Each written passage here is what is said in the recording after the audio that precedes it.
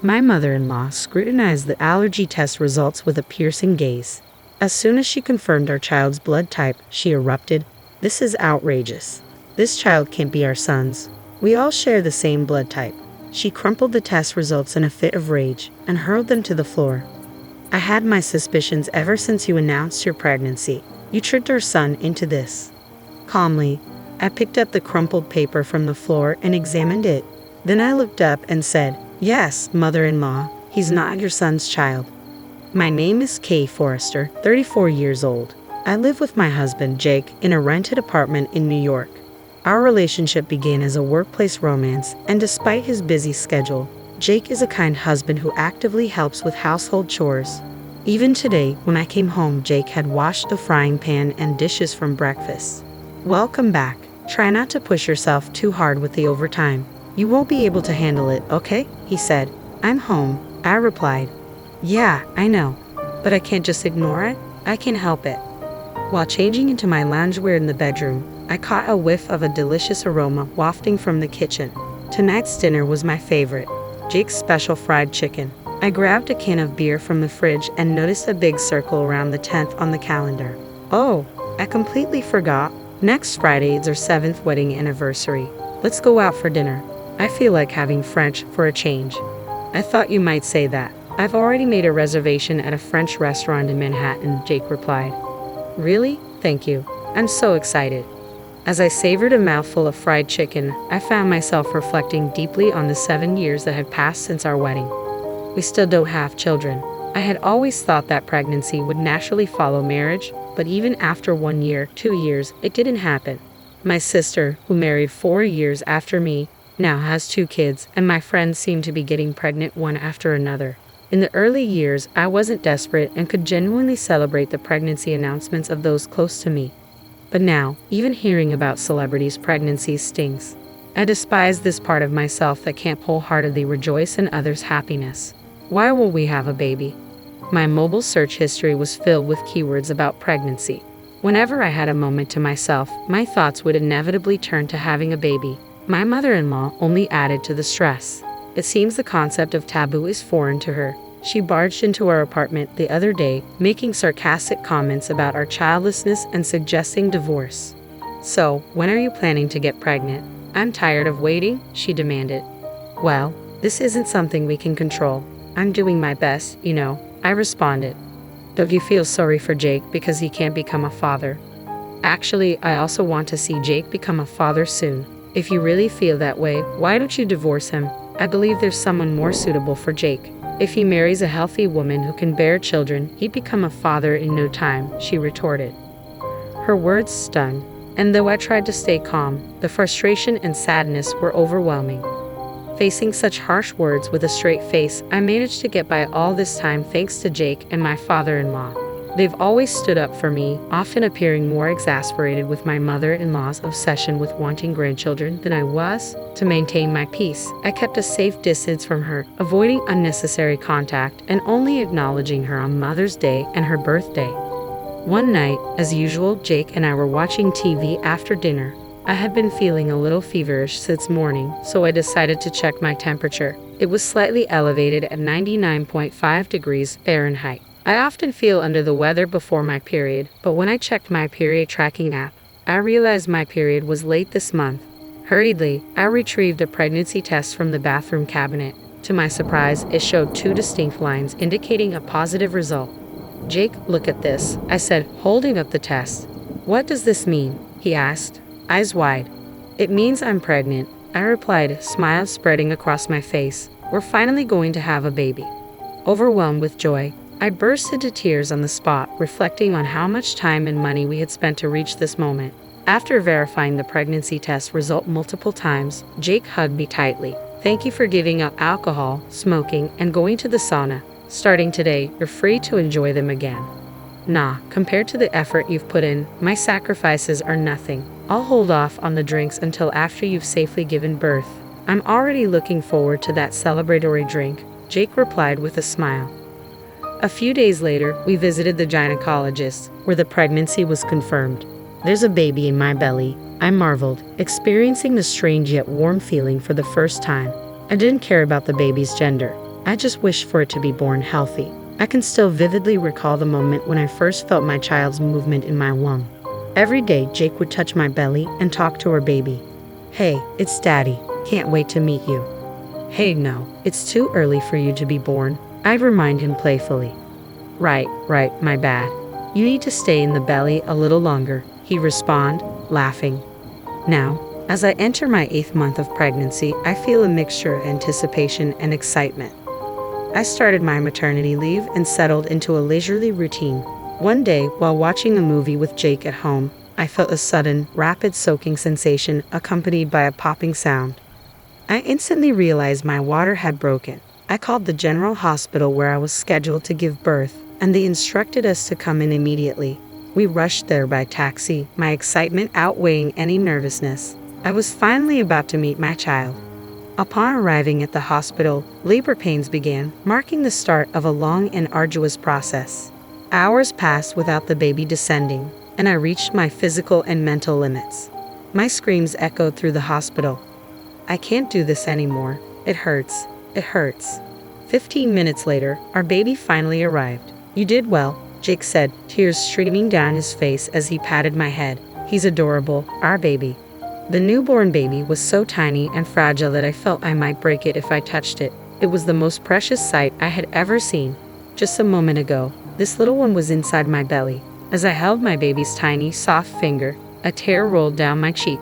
I was certain I could do anything for this child. Despite being born prematurely due to my water breaking early and having a low birth weight, our child grew healthily. Time flew by, and before we knew it, it was time to prepare for preschool. "Hey, how about going to the shopping center next Saturday? We need to start buying stuff for preschool," I suggested. "What do we need to get?" Jake asked. "You know, a backpack, water bottle, lunchbox, that sort of stuff," I replied. "Don't they serve lunch at the preschool?" he inquired. "I think it depends on the place, right? Shouldn't we get an allergy test done before starting preschool?" "Huh? But we'll be packing lunch, right?" "Yes, but they provide snacks at preschool. Both of us have food allergies, don't we? We need to check if that has been passed on." "You're right, it's a concern. Yeah, let's take our child for an allergy test soon." The following week, we took our child to the hospital for an allergy test. There was a section of the questionnaire asking if we wanted to check the blood type as well. Since the blood type check was free, we decided to go for it. The test results will be sent to us by email later. The world has indeed become very convenient. A few days later, when I returned from shopping, there was an envelope in our mailbox. The allergy test results had arrived. After washing my hands, I immediately opened the envelope to check the results. As expected, our child has a few food allergies. I felt a bit guilty about this, but it's okay. Jake and I have learned a lot about managing food allergies. There are many alternative and allergy-friendly foods available, and some children's allergic reactions lessen as they grow.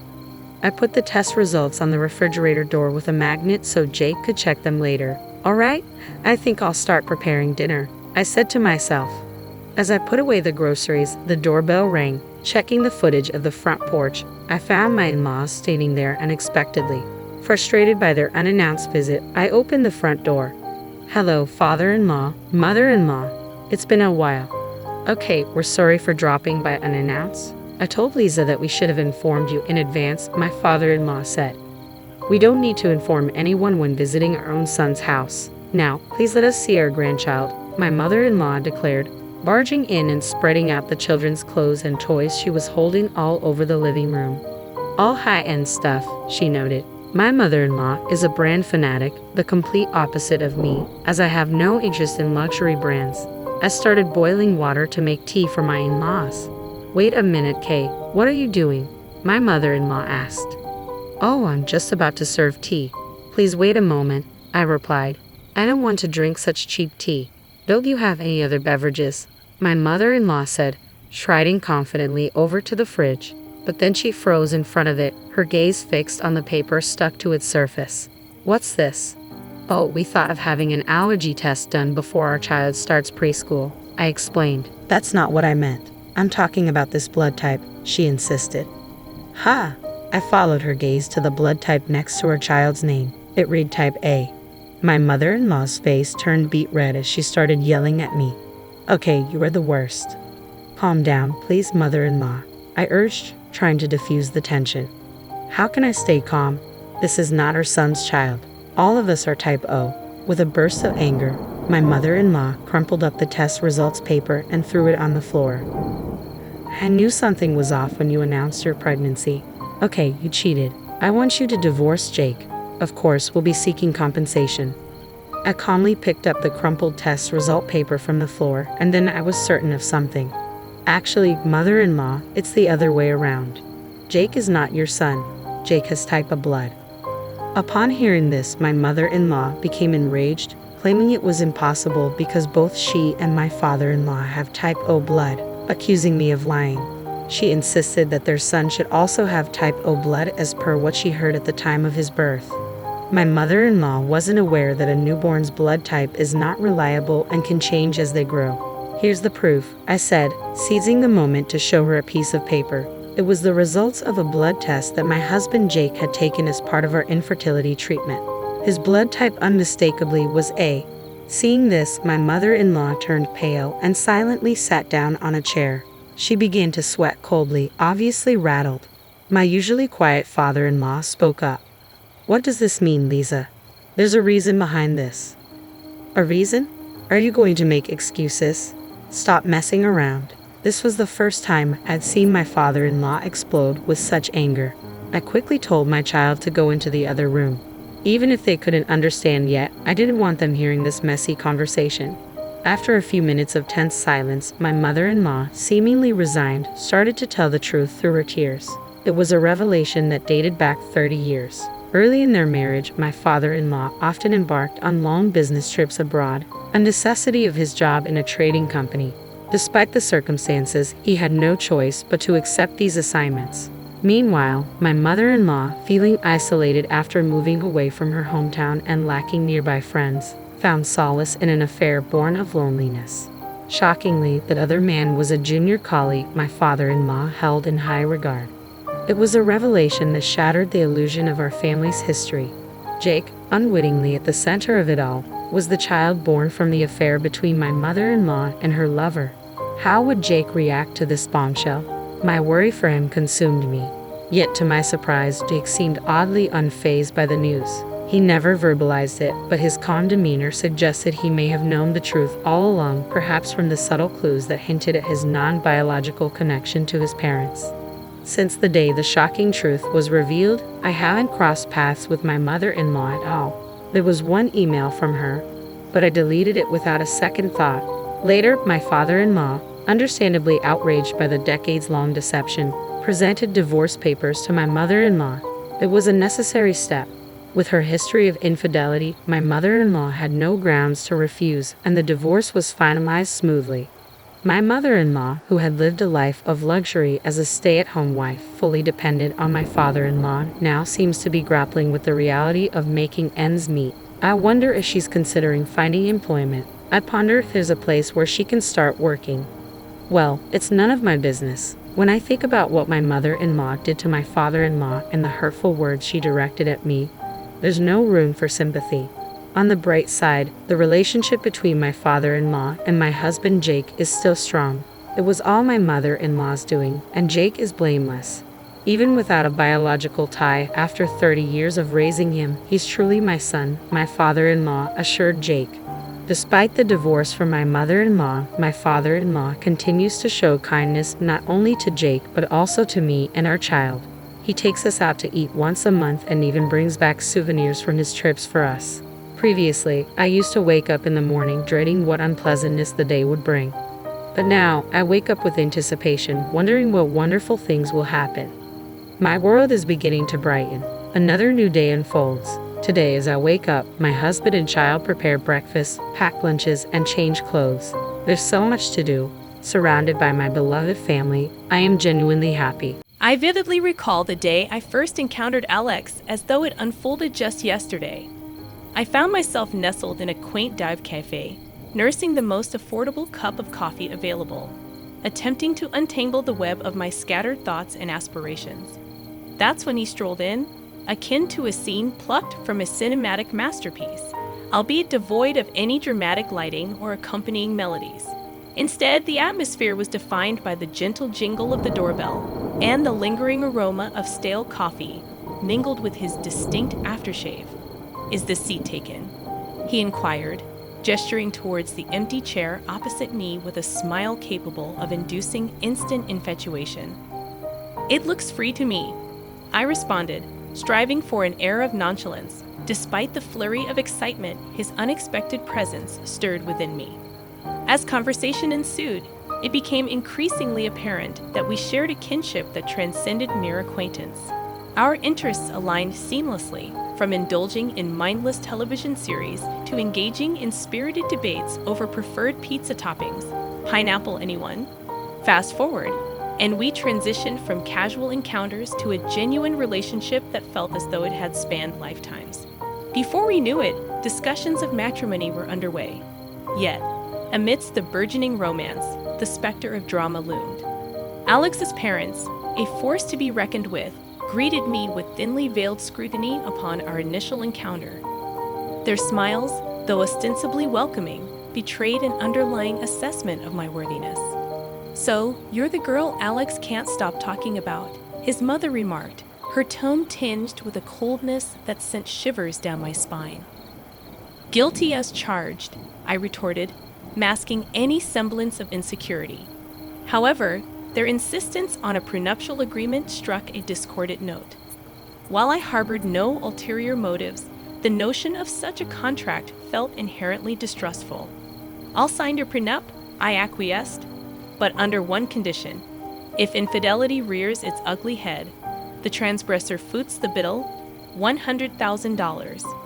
Alex's reaction mirrored a mixture of disbelief and discomfort. Yet I remained resolute. Past experiences had taught me the value of safeguarding against betrayal. We believed this compromise would quell any familial objections, but fate had other plans.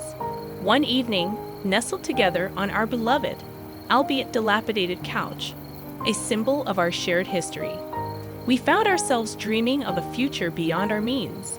Italy beckoned, its allure irresistible despite our financial constraints. "Think about it, Alex," I enthused, envisioning the culinary delights and artistic wonders awaiting us. However, reality reared its pragmatic head. "Our bank account screams backyard camping, rather than romantic Venetian getaway," he quipped, punctuating his words with a playful squeeze. Undeterred, I proposed a strategy of thrift and sacrifice, teasingly targeting his beloved video games as potential casualties. Our banter echoed the essence of our relationship. Dreamers grounded in the practicalities of everyday life. In the midst of mundane chores and playful banter, the topic of starting a family surfaced, a prospect both exhilarating and daunting. "Emily, we need to talk about starting a family," Alex broached, his voice tinged with uncertainty. The weight of the conversation hung in the air as we navigated the uncertain terrain of parenthood, finding solace in the unwavering support of one another. How daunting could it be? I chuckled, a blend of nerves and affection coloring my laughter. Famous last words, babe. That's how it was with us. No matter the challenge, we tackled it hand in hand, even as Alex's mother began dropping not-so-subtle hints about grandchildren at every opportunity. We maintained our united front. "Emily, darling, when will you give me some grandbabies?" "Time isn't standing still, you know," she'd remark, her tone sugary but her message anything but. I'd plaster on a smile, biting back retorts, and Alex would interject, "Mom, give it a rest, will you? These things take time." Yet, as the months passed, pressure mounted, not just from his mother, but from within. Our desire for a family clashed with the harsh reality of infertility. Ever since Judy, his mother, discovered her newfound hobby of tormenting me, our home transformed into a battleground, her weapon of choice a razor-sharp tongue. One Sunday lunch, as we gathered for what should have been a tranquil meal, Judy barged in uninvited, her presence casting a shadow over the room. "Well, isn't this quaint?" she began, dripping with sarcasm, her gaze sweeping over our modest spread. "Emily, dear, I can see you've been slaving away in the kitchen all morning," she remarked, a smirk dancing on her lips. Attempting to diffuse the tension, I offered a feeble smile, urging her to take a seat. But Judy wasted no time before launching into her assault. "You know, Emily," she began, her voice laced with condescension. "Mrs. Henderson's grandson was just born. It got me thinking, when are you and Alex going to give me some good news?" Heat flooded my cheeks, a mixture of humiliation and indignation burning within me. I sought solace in Alex's gaze, only to find him engrossed in his plate, a feeble attempt at avoidance. "Mom, come on," he muttered weakly. But his lackluster defense only fueled Judy's relentless tirade. "Alex, dear, I don't mean to be cruel," Judy continued, "but you're not running a charity here. You work hard for your money. Why waste it on Emily if she can't even fulfill her basic duties as a wife? A cleaning service and a cook would be far more efficient, don't you think?" Unable to contain my frustration any longer, I spoke up. "Judy, I am trying my best here. It's not like I don't want to have kids. And as for the house and my cooking, well, I didn't realize marriage was a service contract." But my words fell on deaf ears. Judy remained steadfast in her judgment, her criticisms cutting deeper with each passing day. She scrutinized every corner of our home, disparaging my appearance and undermining my role as a wife. With each visit, her comments grew sharper, her disapproval more pronounced. "Is that what you're wearing?" She'd sneer. "A wife should dress to please her husband. No wonder Alex is always exhausted. He has to come home to this." I attempted to defend myself, to reason with her, but it was futile. Judy had made up her mind, and nothing could sway her perception. And in that moment, the realization dawned upon me. I was fighting this battle alone. No matter what I said or did, Alex's stance, or lack thereof, remained the most painful blow. Each night, after Judy's departure, we'd engage in heated arguments. "Why won't you stand up for me, Alex? She's walking all over us, and you're just letting her," I'd plead. "Emily, she's old, set in her ways," he'd respond. "What do you want me to do? Kick my own mom out?" But it was clear this was more than just about Judy's disapproval. It was about us, our marriage, and whether we were strong enough to stand together or succumb to Judy's criticisms. As the days turned into weeks, I realized this wasn't merely a phase. It was a full-blown siege. If we didn't act soon, there might not be anything left to salvage. The strain extended beyond the home front. Alex himself began behaving oddly. It wasn't the typical stress from work. It was something deeper, something that twisted my stomach into knots. It began with the phone calls. Alex, who had always been transparent, suddenly started stepping out of the room every time he received a call, always from the same caller ID, John from work. One evening, trying to keep my voice casual, I asked, "Who's John from work?" Alex flinched, a telltale sign of unease. "Oh, just a new guy at the office. Lots of questions, you know," he replied, but his evasiveness only fueled my suspicions. Then there was his sudden interest in his appearance. Gone were the days of graphic tees and worn-out jeans. Now it was all crisp shirts, slacks, and cologne. "Since when did you care about smelling like a department store?" I teased. "Just felt like changing things up. No harm in that, right?" He replied a bit too quickly. The late nights at work became a regular occurrence. "Another long one, babe." He'd text, promising he wouldn't be late, but the clock would tick well past midnight before I heard his keys in the door. Try as I might, I couldn't shake the feeling that something was off. That's when I made the decision to hire a private detective. It felt like something out of a bad TV show, but I needed to know for sure. The evidence arrived in a plain brown envelope. Photos of Alex with another woman, their intimacy undeniable, their conversations captured in a recording, leaving no room for doubt. Sitting there, the evidence spread out before me. I felt a cold realization settle in. This was it, the proof that could anchor me in a stormy divorce, should it come to that. But I kept it all a secret, a painful burden I chose to carry alone. I wasn't ready to confront him, not yet. I needed a plan, a way to navigate the wreckage of our marriage with my dignity intact. The following days were a blur. Alex continued his charade, and I played along, the perfect wife with a smile plastered on my face and a heart breaking silently. But then, one day, as I passed by Alex's office, their voices caught my attention. Alex and Judy discussing me. And what I heard changed everything. I stood there, rooted to the spot, a mix of shock and anger boiling inside me. They were planning my exit from this family as casually as one would plan a grocery list. The hurt ran deep, but it sparked something else in me, a burning desire for revenge. They thought they could use me, discard me at their convenience. I'd show them I wasn't just some pawn in their twisted game. A few days later, during a family dinner that felt more like a farce than a meal, Judy brought up her upcoming birthday with the same smirk I had come to despise. "So, Emily dear, what are you planning for my birthday? Something special, I hope?" she inquired, her voice dripping with fake sweetness. I met her gaze, my face a mask of calm. "Actually, Judy, I was thinking of throwing you a dinner at the city's most luxurious restaurant. A night you won't forget," I replied. Her eyes lit up with greed, and she exchanged a quick, satisfied look with Alex. They thought they had me cornered, but little did they know I was already 2 steps ahead. "Emily, that sounds delightful. Just close family, keep it intimate," Judy insisted, her voice saccharine. "Of course, Judy. It'll be our pleasure," I replied, the words tasting like ash in my mouth. The weeks leading up to Judy's 70th birthday felt like a slow march towards D-Day. Every smirk from her, every indifferent shrug from Alex fueled my resolve. The plan was simple yet bold: host a lavish dinner at the city's most luxurious restaurant under the guise of a loving gesture, then drop the bombshell. But like any good plot, the devil was in the details.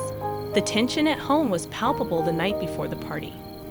Alex, oblivious to the storm brewing, was casually lounging on the couch, scrolling through his phone. "Everything's set for tomorrow?" he asked, not looking up. "Oh, you could say that," I replied, my tone belying the turmoil inside. The day arrived, and as guests filled the opulent dining room reserved for Judy's celebration, the air crackled with anticipation. My heart raced, not from nerves, but from the adrenaline of what was about to unfold. As we all settled in, the meal proceeded with forced mirth. Laughs were shared, stories exchanged, and then, as the dessert plates were cleared away, the waiter approached with the final act of the evening, the bill. Without missing a beat, I handed over my card, the gesture unnoticed by most. It was then Alex, with a smirk that didn't reach his eyes, decided to drop his bombshell. "Emily, I think it's time everyone knew. I'm tired of this of us. I want a divorce," he declared. The words hung in the air, a toxic cloud suffocating all other noise in the room. Before I could even process the full weight of his statement, Judy piped up, her voice sharp and unforgiving. "Well then, since that's out in the open, I think it's best you leave, Emily. We're celebrating family tonight, and well, you're no longer part of it." The room went deadly silent. Every eye was on me, waiting to see how I'd crumble. But I didn't. With a calm I didn't feel, I stood, nodded, and walked out without a word. The cool night air hit me like a slap as I made my way home. By the time I reached his apartment, a plan formed. I packed my essentials, the numbness giving way to a cold resolve. This was it, the end of one life and the start of another. As I zipped the last suitcase, my phone started buzzing, a relentless, insistent vibration that I initially ignored. But curiosity got the better of me.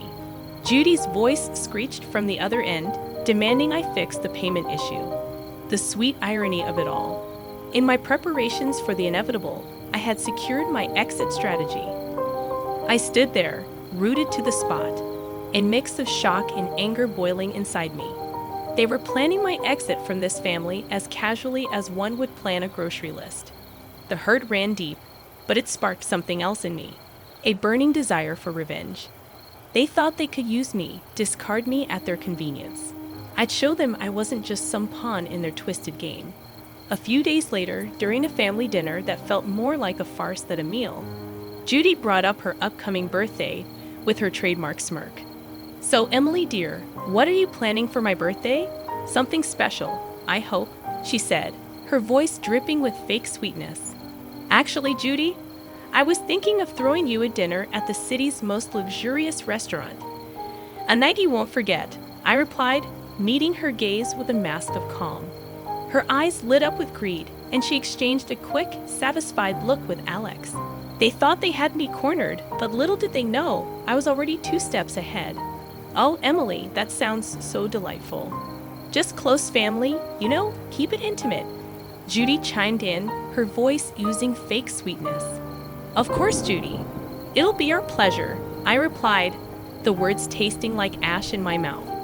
The weeks leading up to Judy's 70th birthday felt like a slow march towards D-Day. Every smirk from her, every indifferent shrug from Alex fueled my resolve.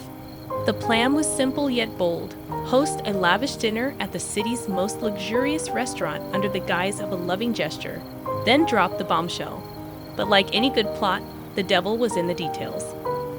The tension at home the night before the party was palpable. Alex, oblivious to the storm brewing, was casually lounging on the couch, scrolling through his phone. "Everything set for tomorrow?" he asked, not looking up. "Oh, you could say that," I replied, my tone belying the turmoil inside. The day arrived, and as guests started to fill the opulent dining room reserved for Judy's celebration, the air was thick with anticipation. My heart raced, not from nerves, but from the adrenaline of what was about to unfold. Judy, ever the queen bee, basked in the attention, lavishing in the luxury of her surroundings. "Oh, Emily, you got done yourself. This place is exquisite," she exclaimed, her voice loud enough for nearby tables to hear. As we all settled in and the meal proceeded with forced mirth, laughs were shared, stories exchanged. Then, as the dessert plates were cleared away, the waiter approached with the final act of the evening, the bill. He leaned in discreetly, informing us the dinner cost was $33,000. Without missing a beat, I handed over my card, the gesture unnoticed by most. It was then Alex, with a smirk that didn't reach his eyes, decided to drop his bombshell. "Emily, I think it's time everyone knew. I'm tired of this of us. I want a divorce," he announced, his words hanging in the air like a toxic cloud. Judy wasted no time in adding her poison. "Well, since that's out in the open, I think it's best you leave, Emily. We're celebrating family tonight, and well, you're no longer part of it." The room went deadly silent, every eye on me, waiting to see how I'd crumble. But I didn't. With a calm I didn't feel, I stood, nodded, and walked out without a word. The cool night air hit me like a slap as I made my way home. The finality of everything that had happened washed over me in waves. By the time I reached what used to be our shared home for the last time, a plan had formed. As I stepped through the door, the air crackled with tension, thick enough to cut with a knife. Alex and Judy were there, looking like they'd been arguing. "You've got some nerve showing up here after last night." Alex spat out, his face a mix of anger and disbelief. "Ungrateful wretch. You've embarrassed us in front of the whole city," Judy added, her voice sharp and unforgiving. But my mind was made up. I tossed the divorce papers on the table, the photos of Alex's infidelity on top. "You should be more concerned with this," I said, my tone steady. The color drained from Alex's face as he picked up the photos, his mother peering over his shoulder. Their outrage turned to shock, then to panic as they realized the extent of what I had. "And let's not forget the prenup, shall we?" I continued, my voice cold, final. "You cheat, you pay. $100,000 to be exact." Judy's face twisted into a snarl. "You wouldn't dare. You can't do this to us." "Oh, but I can, and I will," I replied, my tone unwavering. The begging turned to pleading, their words a desperate scramble to salvage what they could. But my mind was made up. In the end, Alex had no choice but to borrow the money from his parents to pay me. As I left that house for the last time, check in hand, I felt the weight lift off my shoulders. After everything, I used the payout from Alex to put a down payment on a small but cozy place of my own. Life's quieter now, and I like it that way. Every once in a while, the grapevine tosses a juicy bit my way about Alex and Judy. But these days, It's just another piece of someone else's story. Life's simpler, quieter, and infinitely sweeter on this side of chaos. My name is Maria Dolphin, and I'm about to turn 27. I've been married for 5 years and have a 4-year-old son named Martin. At first, I worked full-time, but now I work part-time at the same company. My husband is 30 years old, 3 years older than me. Kevin Carlton, who I marry, seemed sweet when we were dating, but things changed after marriage. He became more controlling. Kevin has a 20-year-old sister named Jane Dalton, and he spoils her a lot, maybe because of their big age gap. Before we got married, I didn't really mind how close Jane and Kevin were. But after tying the knot, I started noticing some changes. Jane frequently drops by our place, and I end up scrambling to cater to her every whim because Kevin always caves into her demands. She shows up unannounced, morning or night, without bringing any gifts or even a thank you. She acts like I'm invisible, only talking to Kevin, saying, "Hey brother, I'm here again." Kevin, oblivious to the fact that I didn't prepare dinner for Jane, asks if she wants to eat. When I try to discreetly mention it to Kevin, he brushes it off, leaving me to serve my own dinner to Jane in the end. Then, loud enough for Jane to hear, he blames me, saying things like, "You should have made more food." Jane looks like she's going to cry and apologizes to me. Kevin comforts her and scolds me, saying things like, "You're not considerate," or "Don't be mean to my sister." Even though Jane apologizes, it's clear she feels reassured by how Kevin takes her side. It's like she enjoys it.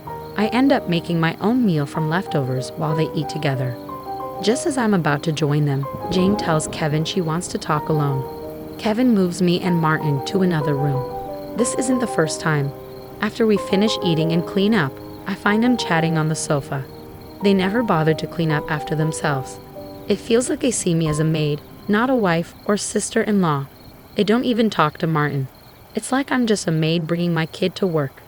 I was tidying up the kitchen and getting ready to bathe Martin when Kevin suddenly called me, even though it was almost 8 p.m. He said, "Jane wants cake. Go buy it now. Get it from the shop by the station," telling me exactly where to go. But going out to buy cake would make Martin go to bed late. When I hesitated, Jane insisted, "I want it now," and Kevin rushed me, saying, "It's fine if he stays up a bit longer tonight."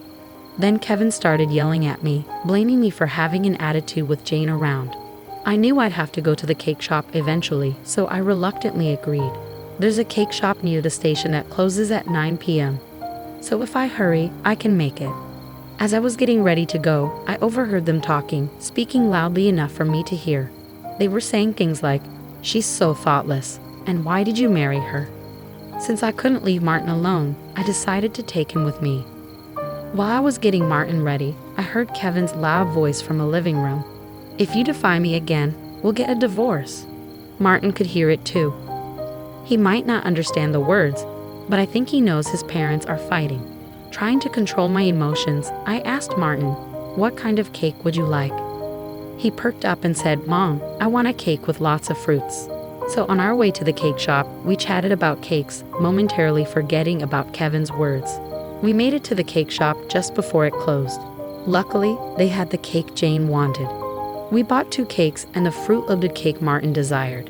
When we got back home, I served the cakes to Jane and Kevin. I prepared Martin's cake and brought it to the dining room. As soon as I set it down in front of Martin, Jane pointed at it and said, "Actually, I want that cake." Before I could respond, Kevin moved Martin's cake in front of Jane. Ignoring Martin's protests, Jane started eating his cake. Kevin justified it by saying, "I bought that cake with my money, so I get to choose." Unable to contain my emotions any longer, I expressed my frustration to Kevin and Jane. Kevin then threatened, "We could get a divorce, you know." Martin stopped crying but held my hand tightly, looking worried. Then, after a moment, Martin said, "Mom, I also love cake with strawberries. It's really yummy." He mentioned it while eating the cake that Jane initially wanted. I feel like I'm putting Martin through too much. 3 adults, myself included, shouldn't be subjecting a 4-year-old child to this. When I saw Jane reaching for Martin's cake, I swiftly moved his plate away. Martin happily followed me to another room, saying, "Yummy, let's go over here." Probably Kevin noticed Jane's attempt too. He apologized to her, saying, "Sorry for being so tight-fisted." I wanted to respond, but I held back, not wanting to expose Martin to the word divorce. Seeing Martin innocently enjoying his cake is heartwarming. After he finished, ignoring Kevin and Jane, we decided to have a late bath and sleep in Martin's bed. The next morning, I woke up to find Jane had already left. I was about to wake up Kevin and Martin and make breakfast when I heard Martin crying. I rushed to him to find his piggy bank, a gift from my father, broken, and all his saved money gone. It was Martin's nightly ritual to bid goodnight to his piggy bank before going to sleep. Last night was no exception. He said goodnight to it and cuddled up with me. At that time, only Kevin and Jane were in the living room. I asked Kevin about the piggy bank. He responded casually, saying that Jane needed some money, so she took it from Martin's piggy bank. Martin was still crying as I held him close. His pain was so palpable that it brought tears to my eyes. It was agonizing to see Kevin prioritize and cater to his sister Jane over our son Martin. Anger and sadness flooded over me simultaneously. "Why are you making a morning so miserable?" Kevin retorted. "Don't you think you did something wrong? Martin is crying so much." For the first time since we got married, I let my anger out towards him. I had always avoided arguing in front of Martin, but I couldn't stay silent seeing him so hurt. Kevin looked at me intensely, then went to the bedroom without saying a word, returning with something in his hand.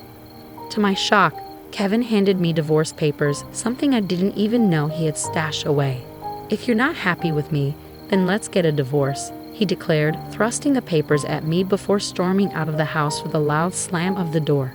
Martin, who had never shed tears over the issues with Kevin and Jane, seemed to have reached his breaking point. He had been crying since last night, and it broke my heart to see him in such pain. "Hey Martin, how about we skip daycare today?" I suggested, hoping to bring him some comfort. He eagerly agreed with a loud yes, flashing me a faint smile. As Martin brought a picture book from the shelf and settled onto my lap, he looked up at me with joy and asked, "Today, Mama is the teacher at daycare, right?" His innocence was like a ray of sunshine. I couldn't help but marvel at his resilience. Today, I decided that we would spend the day playing and cherishing each moment together to fill his heart with happiness. I might be causing some inconvenience at work, but when I explained the situation, they kindly granted me a day off, advising me to spend quality time with Martin.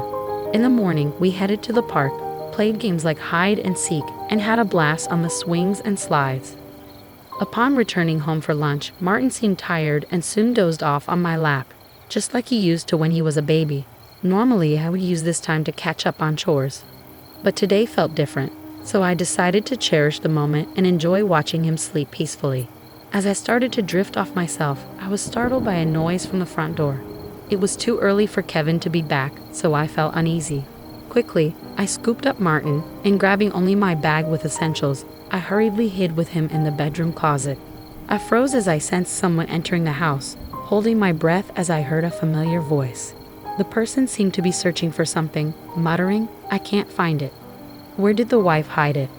Fear gripped me as I listened to the sound of rummaging, but as I focused on the voice, I recognized it. It was Jane. Questions flooded my mind. Why did she have a key? What was she searching for? I cautiously cracked open the closet door to see what she was up to. She was rifling through drawers and cabinets, then let out a frustrated sigh before making a phone call. "I searched where you said, but it's not there." "Yeah, I checked there too. If it's not there, it's a waste of time." "Okay, got it. Heading home now," she said, mentioning Kevin's name. Kevin? I wondered what they were searching for. I heard the front door lock, and when it was safe, I put Martin to bed and pondered the strange events. I was certain Kevin was involved in whatever they were looking for. If they were searching for something unknown, could it be one of my possessions? Despite their earlier conversation, I couldn't decipher why Jane had suddenly appeared at our house. Kevin felt like a stranger to me, and I was overcome with a mix of disgust and fear towards him. Hastily, I packed the essentials for Martin and myself. By the time Martin woke from his nap, I was ready to leave. "Martin, let's go to Grandpa's house," I said, and we made our way to the station, catching a train to my parents' home. Thankfully, it was just 2 stops away, so we arrived swiftly. Since I hadn't informed them beforehand, my parents were surprised, but they sensed something was wrong and welcomed us without prying. Their dog, a favorite of Martin's, greeted him eagerly, and they began playing together. Watching them, I felt a sense of relief and proceeded to recount everything that had happened with Kevin and Jane. Perhaps Jane was searching for your bank cards, my mother suggested. It made sense. Before getting married, I had founded a successful online shop for handmade goods with friends. As the CEO of the handmade industry, I gained recognition, but when the shop flourished, I decided to focus on raising my child. I've entrusted my company to trusted friends while I focus on raising my child. I work part-time and handle most tasks from home. Though I'm still the CEO, Kevin is unaware of this. He knows about my previous role and likely suspects I have savings. I've informed him that I receive assistance from the company but left out the CEO details, letting him assume I stepped down. I haven't disclosed the full extent of my CEO position or savings to Kevin for a reason. Shortly after our marriage, I discovered his poor money management skills. He spends everything he earns. He allocates only $200 monthly for food expenses and suggested I quit my job to be a full-time housewife, an idea I never agreed to given the financial strain of such a small allowance. After some persuasion, he reluctantly agreed to let me work part-time at my current company. To ensure I wouldn't consider divorce, he even had me sign a post-marital property waiver with a lawyer. Since Martin's birth, I've been allotted only $200 for food expenses. Consequently, I've been using my savings to cover Martin's nursery fees and clothing expenses. I've refrained from asking Kevin for money beyond the food budget, leading him to assume I have substantial savings. Jane appears to be in dire need of money, and with Kevin's belief in my savings, they may be searching for my cash cards. It all makes sense now. I maintain a separate savings account dedicated to slowly accumulating funds for Martin's future. A portion of my salary is automatically deposited into this account each month. Given their financial circumstances, it's highly likely they are seeking my cash cards. No matter how hard Jane or Kevin search, they won't find my valuables because I always keep them close, including my cash cards. However, there's still an unresolved issue. Jane might be entering our house even when we're not there, possibly with Kevin's knowledge. Following my father's advice, I decided to store my valuables in my parents' safe. Why are they so desperate for money? As I pondered this question, Martin tearfully approached my father, explaining that his piggy bank had been broken, and he couldn't keep his promise to save up.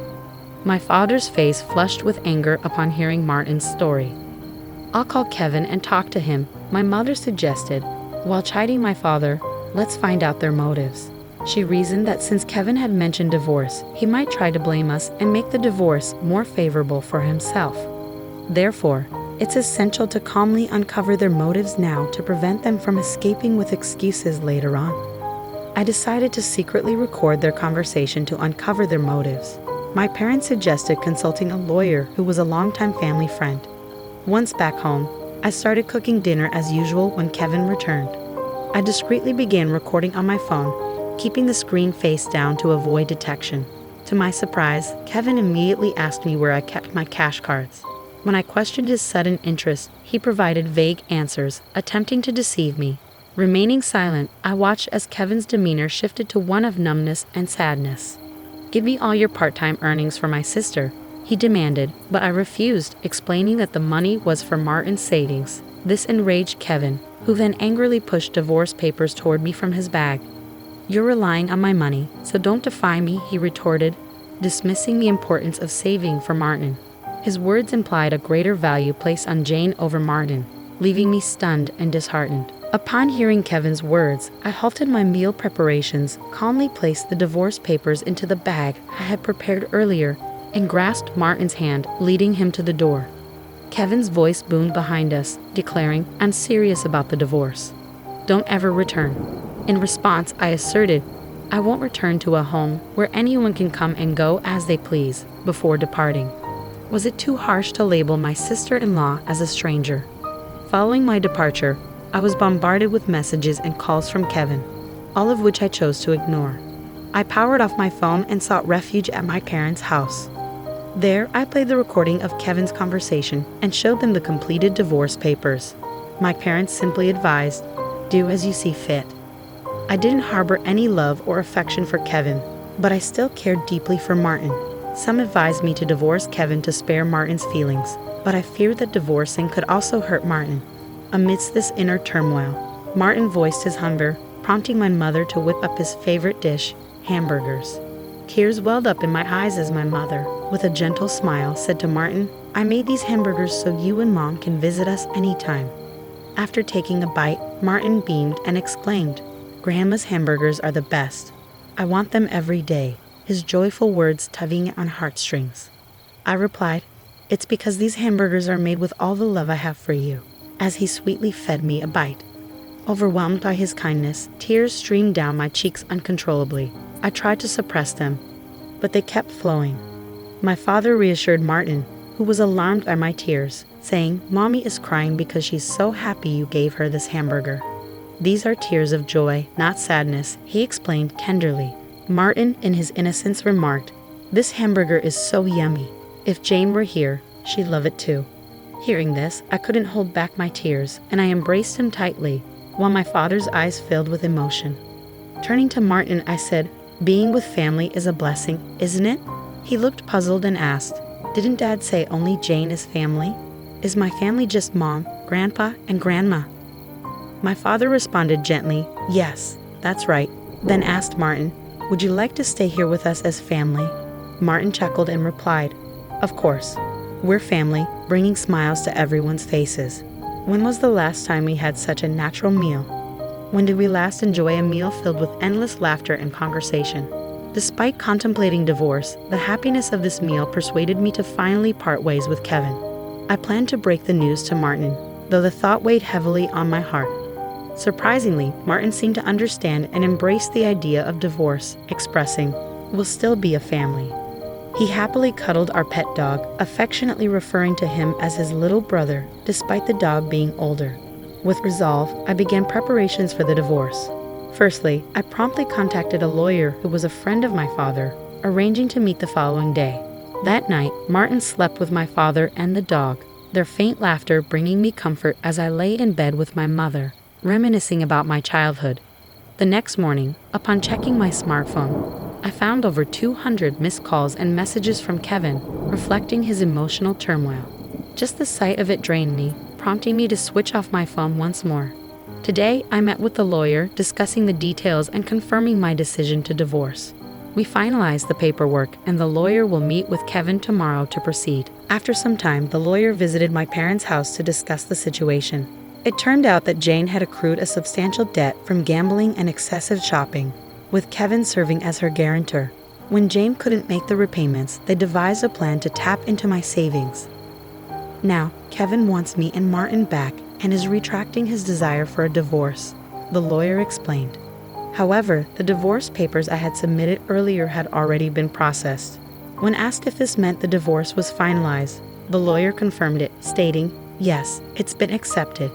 Kevin appeared to break down, expressing his fear of losing me to another man. Despite his emotional plea, knowing that everything was settled brought me a sense of peace. I anticipated arguments over child support, but Kevin even pledged to pay $340 to support Martin every month. Later, Kevin called me. Feeling relieved after the divorce proceedings, I decided to speak with him briefly. His tone was no longer aggressive. Instead, he spoke calmly.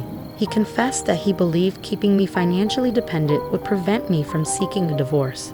He also acknowledged his tendency to spoil his younger sister, Jane, as a misguided form of sibling love. He admitted feeling jealous of Martin, fearing he had lost me to our son. "Once I've resolved Jane's debts, I'll come back for you. Please don't remarry until then," he pleaded.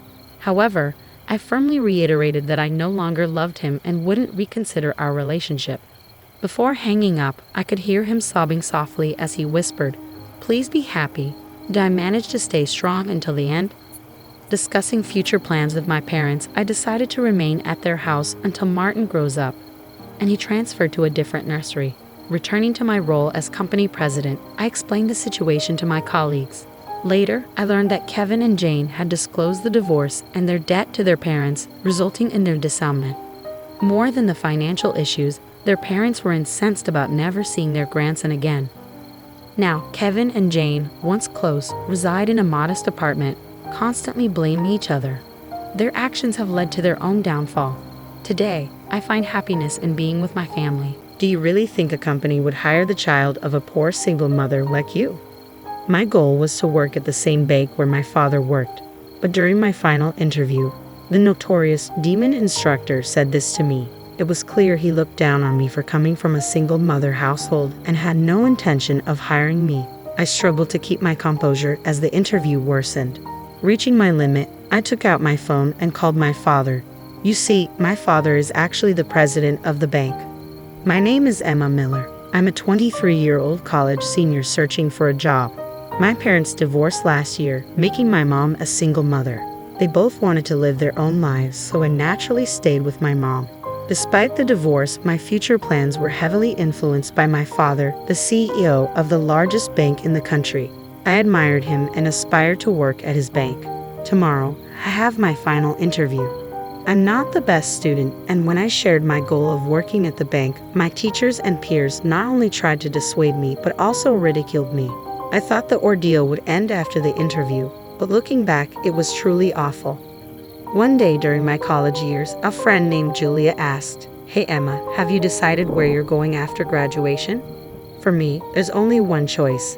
The bank, I replied confidently. But our conversation drew murmurs from those around us. Just as I wondered if I had said something strange, Julia spoke up again. "Emma, it's hard to say, but you should know your place." To my shock, someone I considered a friend was insulting me. As I tried to argue back, another classmate chimed in. "It's impossible for you. That bank is the largest in the country and the hardest to get into from this university. Only one person from here has been hired in the past 10 years. I knew that, of course. I hadn't told anyone that my father was the bank's CEO. If I did, people would assume I got in through nepotism, which would tarnish my father's reputation and make me feel inadequate. I hated being misunderstood and judged unfairly. "Emma, I'm saying this for your own good," Julia continued, but I cut her off. "I don't need your advice." Everyone's eyes were on me, their cold stares piercing my heart. "Why do I have to hear this?" I thought, as our teacher, noticing the commotion, approached. "What's going on here?" she asked. "Miller says she wants to work at North Trust Bank," the boy answered. The teacher's face tensed up. "Are you taking society for granted?" Even the teacher, who was supposed to support students, denied my dream. There was no one to stand up for me. "Well, if I want to go there, what's wrong with that?" I retorted, determined to defend my ambition. I objected, but the teacher continued, piling on more criticism. "You're naive," she said. "My father is an interviewer for North Trust Bank. They call him a demon interviewer," she added with a smug look. The teacher's surname was Anderson, a 29-year-old woman. If I encountered an interviewer with the same surname at North Trust Bank, it would likely be her father, a demon interviewer indeed. "Yes, that's right," she continued. "My father doesn't like new talent. He says it's good enough if he interviews 100 people and hires 2. "Is that at the Sun Plaza branch?" I asked, curious about the connection. "Yes," she replied, "and you're from a single mother household, right?" I wondered why she would ask that, but answered honestly, "Yes." Then the teacher showed a sinister smile. At that time, I had no way of knowing the reason for her smile. The argument ended with the bell signaling the start of class. From that moment on, the way people looked at me grew colder. My friends, starting with Julia, whom I thought was a close friend, and my classmates who attended classes with me, distanced themselves. It was as if they didn't want to associate with a fool. Their reactions worsened with each exam I passed. The North Trust Bank hiring process had 4 stages. A written test in the first stage, followed by 2 interviews with people from the head office for the second and third stages. The fourth and final stage was an interview with the hiring manager for the desired work area and the head office hiring manager. In other words, the highest-ranking hiring manager. I wanted to work at the Sun Plaza branch and had managed to pass the 3rd stage. "How did you pass the 3rd stage?" they asked, now surprised and anxious about my progress. Most of them had failed their desired company's 2nd stage interviews. It had been 3 months since the job hunting season began, and in my class alone, there were no confirmed hires. The atmosphere was filled with panic, envy, and jealousy. I could be the first one to get a job offer. Those who had been so arrogant now ostracized me even more due to their pride. However, I got used to that life at university and decided to focus solely on myself. My motivation was to get an offer from North Trust Bank. My mind was set on that goal. One day, after class, Teacher Anderson started attacking me in front of everyone. "All right, everyone, listen up," she shouted to the students preparing to leave. Everyone turned around, curious about what was happening. "Emma Miller has cleared the third round of North Trust Bank's exams," she announced. The atmosphere around us suddenly became heavy, but with her next statement, everyone seemed to catch their breath. "But it seems she'll fail the fourth round." "Huh? What do you mean?" I muttered involuntarily. Seeing my reaction, the teacher twisted her face into a sneer. "The interviewer for the fourth round has been decided. It's my father, the demon instructor Anderson." The surroundings erupted in surprise and cheers. "Serves you right. Know your place. Good." The classroom filled with voices condemning me in unison. I couldn't believe it. Everyone I thought were my friends had turned their backs on me during this job hunting process, even though I had done nothing wrong. Despite that, those around me harassed me and hurled abusive language at me. At first, I thought it might be a way for them to relieve the stress of job hunting. But it was different. I realized the situation around me was rooted in jealousy. They were envious of me for challenging something they wouldn't dare to. There's no way I could lose to someone like her who isn't even good at studying. There's no way someone like her could get into North Trust Bank. If she can make it, then so can I. If Miller is going, I should have tried as well. But that place is difficult. It's the most challenging. It's impossible. So why is Miller trying without hesitation? It's wrong. She's trying for a place that even I can't get into. I can't forgive that. It's strange. The reality became apparent as job hunting progressed. Among those who passed, those who failed, and various others, no one here had much hope. I was being attacked because of jealousy. The final straw was the teacher's words and actions, especially since her father was in charge of hiring at North Trust Bank. If the teacher led the attack on me, the students overflowing with jealousy would just follow her lead. On that day, I finally couldn't take it anymore and stormed out of the room. When I returned home, my mother gently encouraged me. Wrapped in her warmth, I cried. I took a break from university for a while, and before I knew it, the day of the final interview had come. "Don't forget, just do your best," my mother said as I left the house. Upon arriving at the interview venue, I was guided to the waiting room. Initially, there had been nearly 300 applicants in the Sun Plaza area, but now only about 10 remained. Only 3 would be selected from this group. Just as I was about to close my eyes to concentrate, my name was called. "Please come in." "Hello, thank you," I greeted as my final interview began. There were 3 people in the room. Anderson, the teacher's father, just as she had said, a man who appeared to be the chief hiring officer, about 10 years younger than my father, and a man in his 30s, presumably in charge of keeping records, sitting at a slight distance with a computer. The interview began with typical questions from Anderson, starting with a self-introduction and my motivation for applying. I answered these questions without difficulty. Then, the complaints started suddenly. "I don't really like female bank employees," Anderson said. Not knowing what to say, I fell silent. "Because they have quiet voices, are physically weak, and many think they can please people just by serving tea," he continued. I realized this man must be the type to mistreat his subordinates, and this would be a stressful interview. Silence is taboo in an interview, so I racked my brain and tackled the situation. I was in a sports club, and I think I'm strong. I'll do my best with any job given to me, just like a man. I tried to appeal, responding flexibly to his complaints.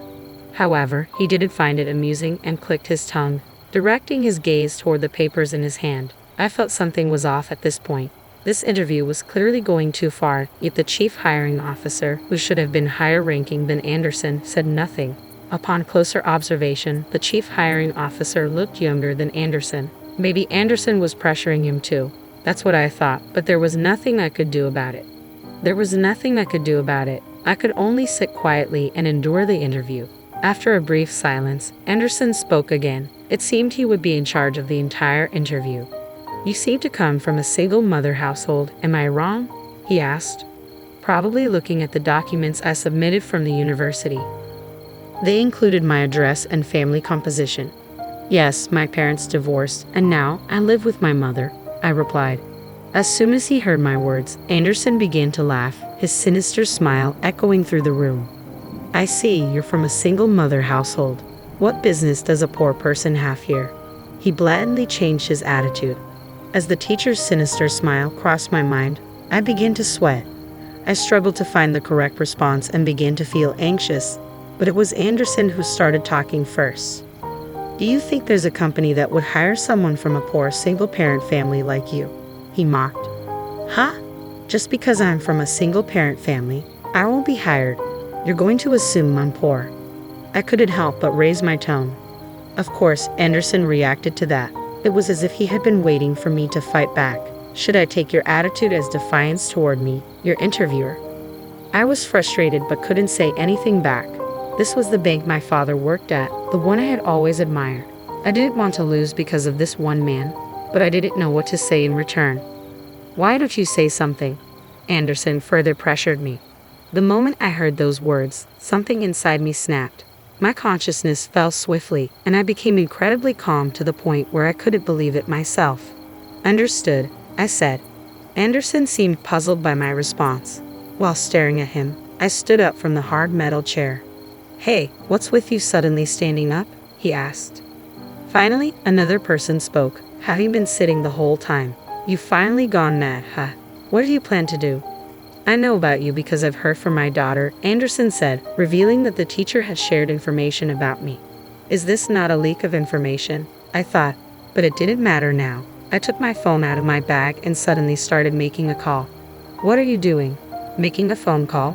Are you mocking this interview? Stop it now, or I'll reject you right here. Anderson threatened me, but I wasn't fazed at all. I spoke into the phone. Hello, Dad. Your father is here. What can a person from a single-parent family do? Clinging to their separated father. Was that the laugh from the hiring manager? Yes, that's right. A guy named Anderson. Hey, Dad, can you come to the interview room now? Of course, he agreed. I just finished visiting a nearby branch, so I'll be there in 10 minutes. Wait for me, okay? My father said before I hung up the phone. The person in charge of the recording stared at me with wide eyes, surprised by the unusual scene. But of course, the one who reacted the most was Anderson. Pointing at me, he said, You're finished. Making a phone call during an interview? Unprecedented. There's no way you'll pass. Go home and go to bed or something. I finally decided to argue back. I couldn't take it anymore. This isn't even an interview. It's you who's finished, Mr. Anderson. The chief hiring officer and the recorder were astonished by my sudden confrontation with the interviewer. Judging by their expressions, no one had stood up to this man's abusive behavior until now. The recorder's eyes were shining. Were they expecting Anderson to be punished? Anderson slammed his right hand on the table with all his might, a loud thud echoing throughout the room.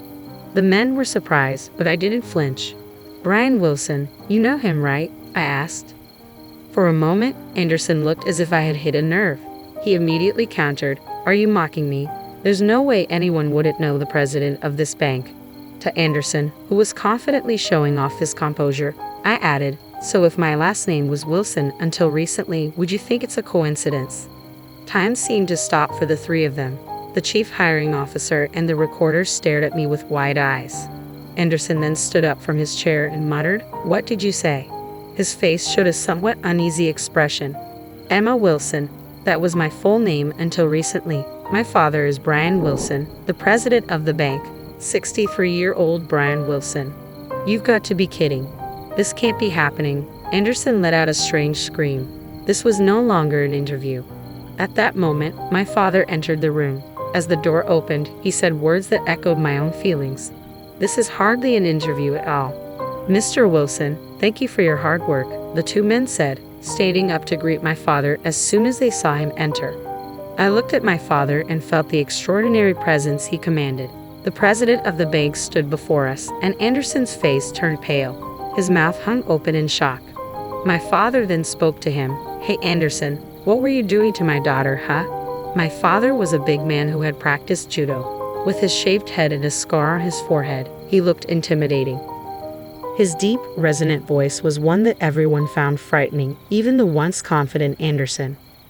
Why, yes, sir, Anderson squeaked out, unable to maintain his composure. I don't want to hear your excuses. My father cut him off. He then turned to the man who appeared to be the chief hiring officer. It was the first time I learned his name, Green, from the nameplate that had been bent and hard to read.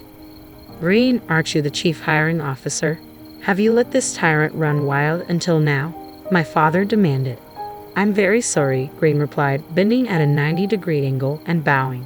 The young clerk in the room looked terrified, even though he had done nothing wrong. He was drenched in sweat. Hey, clerk, what's your name? My father called out in a gentle voice, which only made it more terrifying. My name is Harris. Mr. Harris, can you send today's interview record to my PC? You're also recording the audio, right? My father asked. I later learned that this bank's interviews were not only transcribed, but also recorded as a backup. Thanks to that, Anderson's misconduct was exposed, and he was punished. Anderson was trembling, like a frog stared down by a snake. Hey, Anderson. Yes, what is it? Anderson stammered, his voice barely a whisper. He was a completely different person from earlier. Apologize to my daughter. It's not because she's my daughter, okay? You've trampled on the feelings of young people who want to join this bank, my father commanded. At my father's words, Anderson bowed deeply and apologized. Sorry. But I couldn't forgive him, even after seeing that.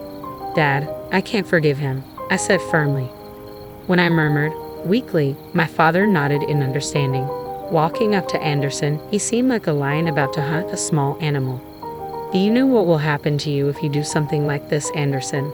My father's pressure made Anderson freeze. You didn't just do this to my daughter, right? We'll see later in the records. But how many victims have you had besides her? No one could intervene in this interrogation-like scene. Even I, his daughter, could barely watch in silence, feeling disgusted. Anderson began to speak to my father, sweat pouring down his face. At least over 100 people, he admitted. I was shocked to hear that he had done the same thing to more than 100 people. Furthermore, the fact that he was left unchecked made me doubt the hiring practices of this company. I felt distrustful, even though it was my father's company. Hey, Green, my father called out. Yes, I'm busy with overseas projects, so I trusted you and left the hiring to you. Well, this is my mistake in choosing people. It's my fault that it ended up like this. So I'll take responsibility and reform personnel so there won't be any more victims like this. You two should be prepared for punishment, okay? And Anderson, I'll never forgive you. Anderson gasped, frightened. My father continued, I plan to gather all the victims and create a victims group. I'll bravely make it public in the media. I'm prepared to face any consequences, so you should be prepared too, right? Hearing this, Anderson collapsed on the spot as if he had lost his sanity. My father moved away from him and opened a window. Oxygen returned to the tense room. Everyone had seemingly forgotten to breathe. And so, my job interview ended. By the way, I passed. It wasn't due to my father's favoritism. It was apparently the result of a discussion among hiring managers from all areas based on the recorded audio. As a result, the hiring decisions of those who were rejected by Anderson were also reconsidered. The news broke the next day, and my father bowed in front of the media. Many people were impressed by his attitude, and he continued as the bank president. On the other hand, Green, who had been the chief hiring officer, voluntarily resigned, and Anderson was sued by the company and the victims group. Anderson, whose past tyranny was gradually exposed, was arrested for defamation. Meanwhile, at the university, the teacher with a forced smile congratulated me in front of everyone. At that moment, my father and the principal appeared in the classroom. Miss Anderson, this is Brian Wilson, the president of North Trust Bank, the principal introduced. Oh yes, Miss Anderson replied, her expression faltering. I've seen him on TV, so I know who he is, Emma Miller's father. What? What did you say? I added to the surprise of the teacher's words. He's my mother's ex-husband and my father. My words caused a stir in the class. Humans have a tendency to flatter those with power. When they realized I was the daughter of the bank's top executive, everyone in the classroom became agitated. It was as if they had wished they had been friendlier to me. Miss Miller's father is the president of North Trust Bank, the teacher said upon learning the truth, becoming an empty shell. The principal then addressed the teacher. This school is able to operate thanks to the support of Mr. Wilson's bank. But it seems you've been bad-mouthing Mr. Wilson's daughter along with the rest of the class, haven't you? Well, that is never mind the excuses. Tell me only the truth. Is it a fact? Pressed by the dean, the teacher finally hung her head and admitted, yes. Mr. Wilson wants to discontinue support for this school. If those who harassed Miss Miller voluntarily leave the school, he says the support will continue. What will you do? The choice was clear to me as I listened. The teachers seemed to understand as well and ultimately resigned from the school, effective immediately. As they left, they apologized to me, but their voices were so quiet that I couldn't make it out. In the end, more than half of the classmates who had attacked me together withdrew voluntarily from the school. When my father said those who don't come forward before my daughter names the culprits will be considered for legal action, one by one they confessed. Given the power on display, it was a natural outcome. Ultimately, those people escaped legal action, but their enrollment in the university was not recognized. With my father's help, I secured a job offer, and my path after graduation was set. All that's left is to do my best for the remainder of my college life. My life is just beginning. I vowed in my heart to do my best to someday become an exemplary banker like my father. My family's leaving my niece with us. They think we should be happy about it. At the door are my husband's parents and his sister, with her 2-year-old daughter. They've been asking us to look after her since they got divorced half a year ago. Instead of easing off, they're insisting we take her, even though we're not in a position to raise someone else's child. But things are about to take a surprising turn with this little girl. I'm Kelly Allen, and I'm 27. I married John, who's 29 and was running a restaurant when we got married 3 years ago. We hoped to have kids, but it didn't happen. Luckily, Jan has been really kind to us, making our lives busy but fun.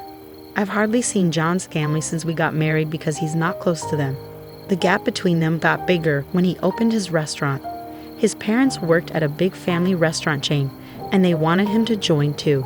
But John had his own dreams. I want to make dishes that everyone will love, John explained. But instead of understanding him, his sister treated him like he was attacking their family's restaurant chain. Are you saying our food isn't good enough?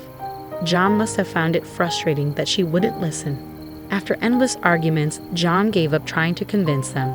I'd rather keep my distance from Mom and Dad. Okay, I'll stay out of it too, I told him, and we enjoyed our peaceful days together.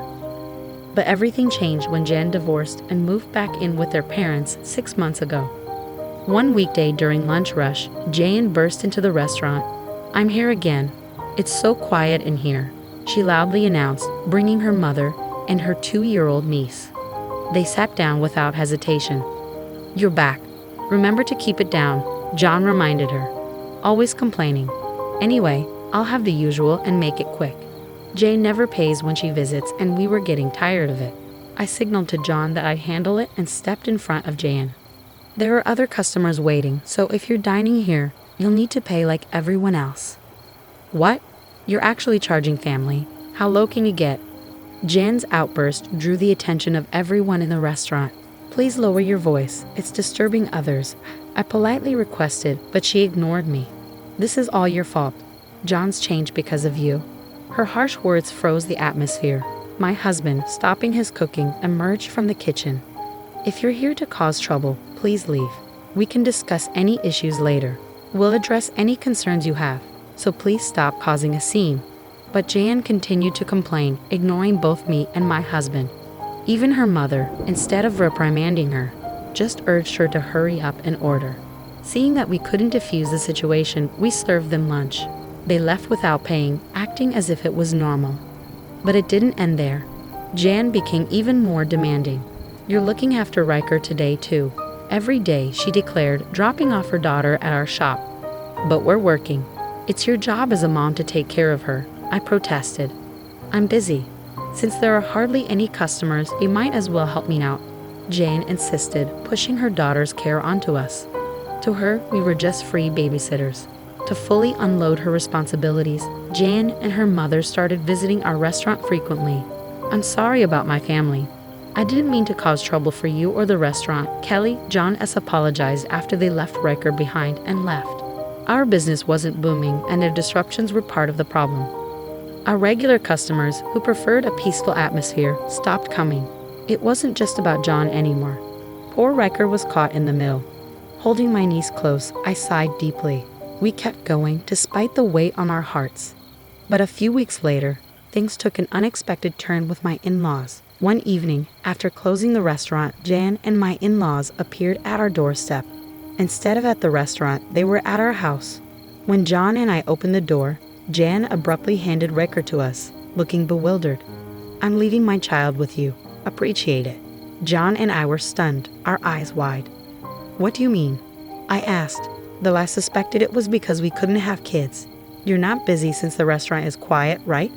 So you can be Riker's parents, she explained, deciding to completely abandon her niece. Even the grandparents didn't want to care for her. John's face flushed with anger at their callousness. This is too much. You're giving up on Riker. That's not right. I thought you guys, without kids, could handle her, Jan said, her tone tense. Riker, sensing the tension, nervously sucked her finger and looked down. But you don't have to worry about that. Take her back, I firmly replied. Kids need their moms. Even a 2-year-old knows that. You can't refuse. If there was a serious reason, maybe, but I can't agree to selfish excuses like it's too much trouble. I rejected her request firmly. We're busy with work, and honestly, I don't find a child with my ex-husband's blood cute at all. I said, shocked at my own words. That's something a parent should never say, especially not in front of Riker. It's unacceptable. My in-laws sided with her, sharing her views. Jane and her parents would only make this poor child suffer, they said. Realizing this, I held Riker close, feeling a strong sense of duty. I have to make this child happy. So are you really okay with Riker being our child? I asked Jan firmly. She smirked. Of course, and I'll sell you all her baby stuff and toys. I don't need them anymore, so you better buy everything, she said, her parents smirking behind her. Not only were they avoiding their responsibilities, but they also wanted to make money from us. They were beyond redemption, but if it meant cutting ties with them, it was a win for us. When I talked to John about it, he agreed. Yes, we'll buy everything you're selling. But in return, stay away from us, I told them firmly. Jan stepped closer, asserting, don't act so superior. You're just a daughter-in-law. I was going to sell them anyway. Just be prepared for a big bill. After using us to their advantage, Jan and her parents left in a hurry. True to her word, Jan sent a box of Riker's used toys and clothes, along with a hefty bill of $30,000. With the restaurant struggling and our finances stretched thin, I couldn't afford such extravagance for Riker. But I still had some savings from before I got married. No, this is too expensive. It shouldn't cost that much, I muttered nervously. Despite my concerns about depleting our savings, using items Riker was familiar with might provide her with comfort, right? As I anxiously waited for a response, as I watched my husband in silent contemplation, he finally agreed with me. You're right.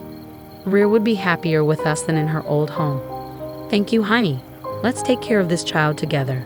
And so, we ended up raising Rhea as our own daughter, alongside managing the restaurant. Without the in-laws around, our stress lessened, and both my husband and I cherished Rhea deeply. She was so sweet, and I felt inspired to do anything for her.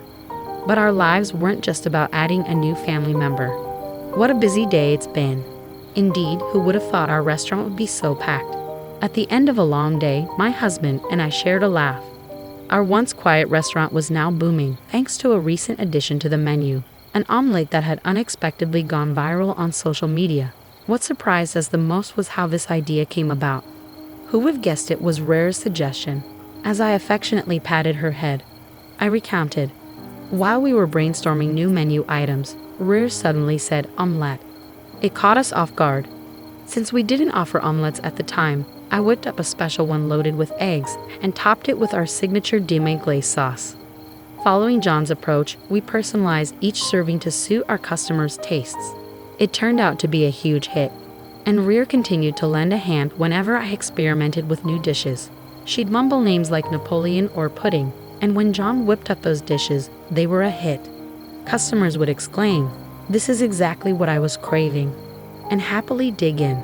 With the old challenges of running the restaurant behind us, life became more exciting with Rhea around. I couldn't help but wonder if Rhea possessed some mysterious power. It seemed possible. The other day, when I couldn't find my glasses, Rhea was just staring behind a shelf. Lo and behold, there they were, tucked behind it. Wow, Rhea, that's incredible. Of course, it was all thanks to John's setup. When we praised them, Rhea and my husband would exchange happy smiles. They looked like they had always been a part of our family. Initially worried, I now felt confident about providing Rhea with a good life. Even in ordinary moments, I felt a profound sense of happiness. But then something unbelievable caught my attention. "What's this?" "Hey, come see this." John, glancing at his phone, exclaimed in surprise. Intrigued, I peered over to look at the screen, where a news article was displayed. The contents shocked me so much that my eyes widened. Can this really happen? Surprised, Rare observed us, then grabbed a box of building blocks and slowly offered it to us. We shook it, hearing something inside. "Is there something in here?" I asked, meeting Rare's serious gaze. If Rare was this focused, there must be something important. We carefully examined the blocks and were stunned. An underlying anger began to simmer within me. To think she had hidden something like this. Unforgivable. Despite my anger, we knew we had to wait for the right moment. A few weeks later, in the dead of night, Jan and I were startled awake by the doorbell. Careful not to disturb Rare, we cautiously opened the front door to find Jolie standing there with disheveled hair. "Give me back my daughter, now." Her sudden demand left John and me exchanging looks. "Weren't you the one who left her with us? What's changed now? Weren't we supposed to stay out of each other's lives?" I challenged, but before we could shut the door, Jolie forcefully wedged her foot in, refusing to leave. "She's my child. I'm here to take her back," she insisted. We explained it wasn't possible, but Jolie kept pushing to take her daughter, causing a scene. Frustrated by her selfishness, I sighed deeply and crossed my arms. "Please don't take your frustrations out on us because of your work troubles," I said. Caught off guard, Jolie's face flushed red with embarrassment. "What? How did you know about that?" she stammered, clearly flustered. Recalling the recent news I had seen on John's phone, it was about a scandal at the chain restaurant where Jolie's family worked. They had been caught using expired ingredients to save money, leading to a widespread food poisoning incident. The backlash on media and social platforms had been severe, and the chain's reputation had taken a nosedive. Everything was fine until we gave up our daughter, and then this happened. "It must be because she's gone," I mused. Jolie, clearly facing severe consequences, erupted in anger. "What are you talking about? Rare has nothing to do with this." "No, she's not involved," I assured her.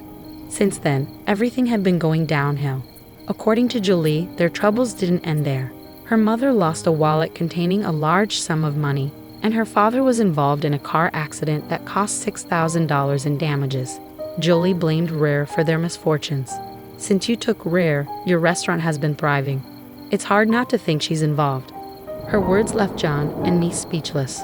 While we couldn't blame Rare for all their misfortunes, we couldn't deny the strange coincidence. Maybe I should help them a bit. Despite their actions, it's hard to watch them suffer, I pondered aloud. But before I could say more, Jolie raised her voice sharply. "With that child, we would be secure, and all this misfortune would come your way instead." Her words extinguished any sympathy I had. "We will never give Rare back to you. It's only been a few months, but we've grown to love her as if she were our own. We can't hand her over to someone who only wants her back for their own gain," I declared, glaring at Jolie with a firm expression. "Don't speak to my wife like that. Your greed is apparent. I care for Rare far more than you ever did. I won't let her go, no matter what." "Please, leave," John added, his tone resolute.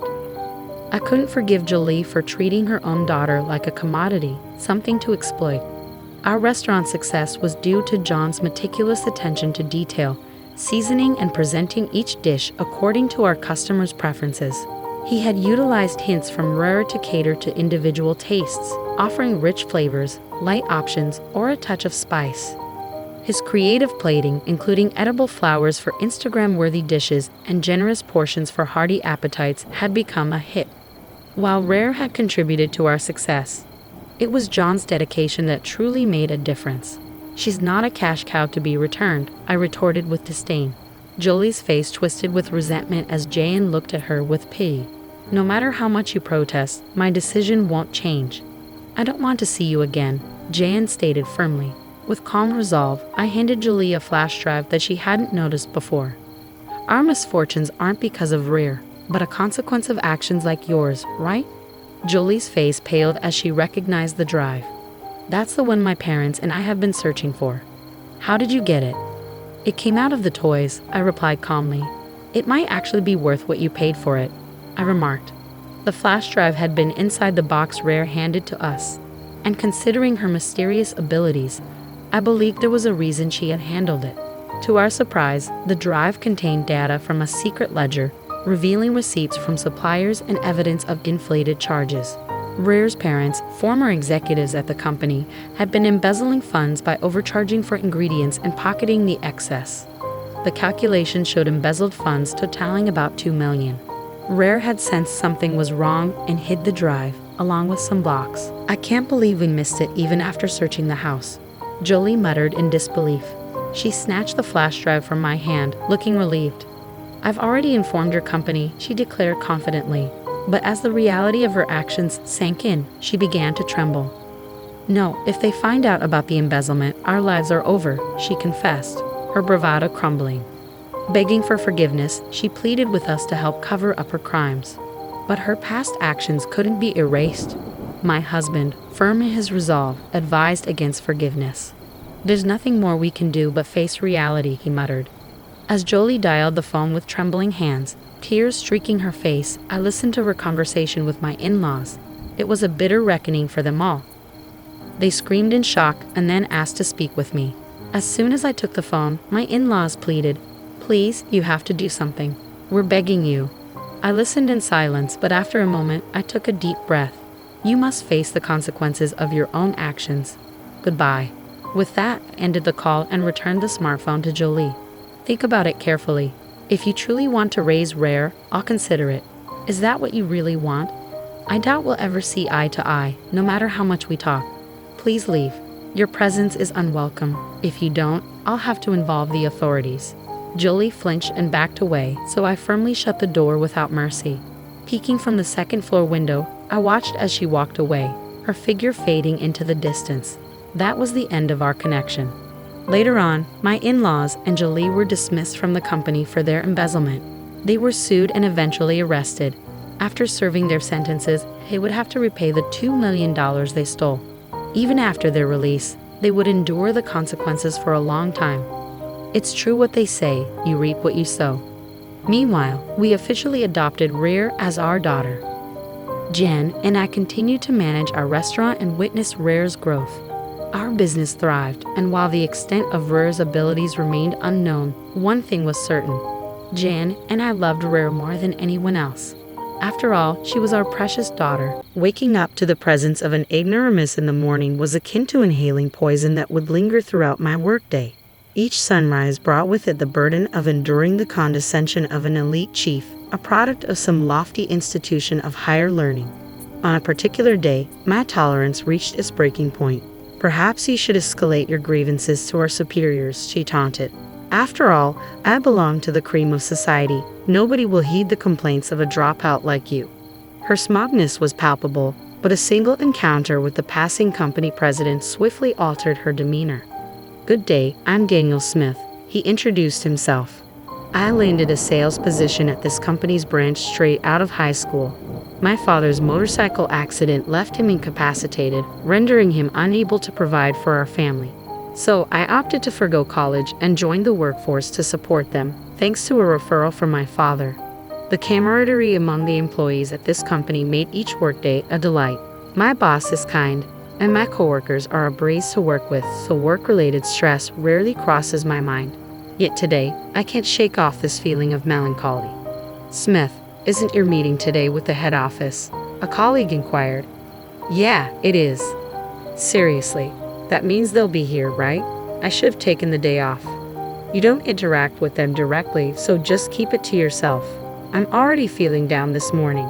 Before my colleague could continue, they abruptly changed the topic. "Why was nobody at the entrance to greet me? I was expected, and this is how they welcome me," they grumbled.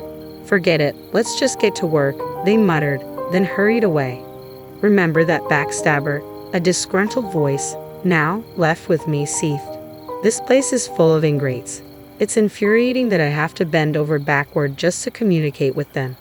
I sincerely apologize. I didn't anticipate your early arrival." She's Manager Jones, frequently commuting from headquarters for meetings and such. With a degree from a prestigious university, she was recruited as a seasoned executive candidate. Unfortunately, her demeanor often veered into arrogance, belittling employees at the subsidiaries. "They're all just typical, uneducated incompetents," she'd sneer, making me look like a fool. Let's just get this over with. Could you kindly wait a bit longer for another key person to join us? They're en route. What? You expect me to wait? My role is to hit the ground running upon arrival from headquarters. This incompetence is beyond belief. I deeply apologize. You're here 20 minutes ahead of schedule, yet you're being unreasonable. I yearned to retort, but the person on the other end was from the head office, an elite recognized by headquarters. I hesitated, unsure of the repercussions if I dared to challenge her authority. We grumble amongst ourselves at the subsidiary, but when it comes down to it, we never confront them, always enduring silently. As I carried on with my usual routine, driving to work one morning, I noticed an elderly lady in distress crouched in the middle of the road. It was clearly an emergency, but those around me either avoided involvement or didn't know how to react, feigning ignorance as they passed her by. "Are you all right, ma'am?" I rushed to her side, but she couldn't respond. Her breathing was labored, and she struggled to speak. "I'm calling an ambulance right away," I announced, swiftly dialing 911. Once the ambulance arrived, we all accompanied the elderly lady to the hospital. "It's all right for you to head home," the nurse reassured us. "We'll take care of her until her family arrives." Having already informed the company of my tardiness and concern for the grandmother's well-being, I opted to stay until her family showed up. Thankfully, her condition wasn't critical, and she was discharged after a few days. We breathed a collective sigh of relief. Then, a few weeks later, out of the blue, I received a transfer order to the headquarters branch office, a directive straight from the president. Contemplating the move, a colleague offered their perspective. "It's a testament to your hard work being recognized. Embrace it and give it your all." Encouraged by their words, I resolved to accept the transfer. My first day at headquarters proved to be quite the whirlwind.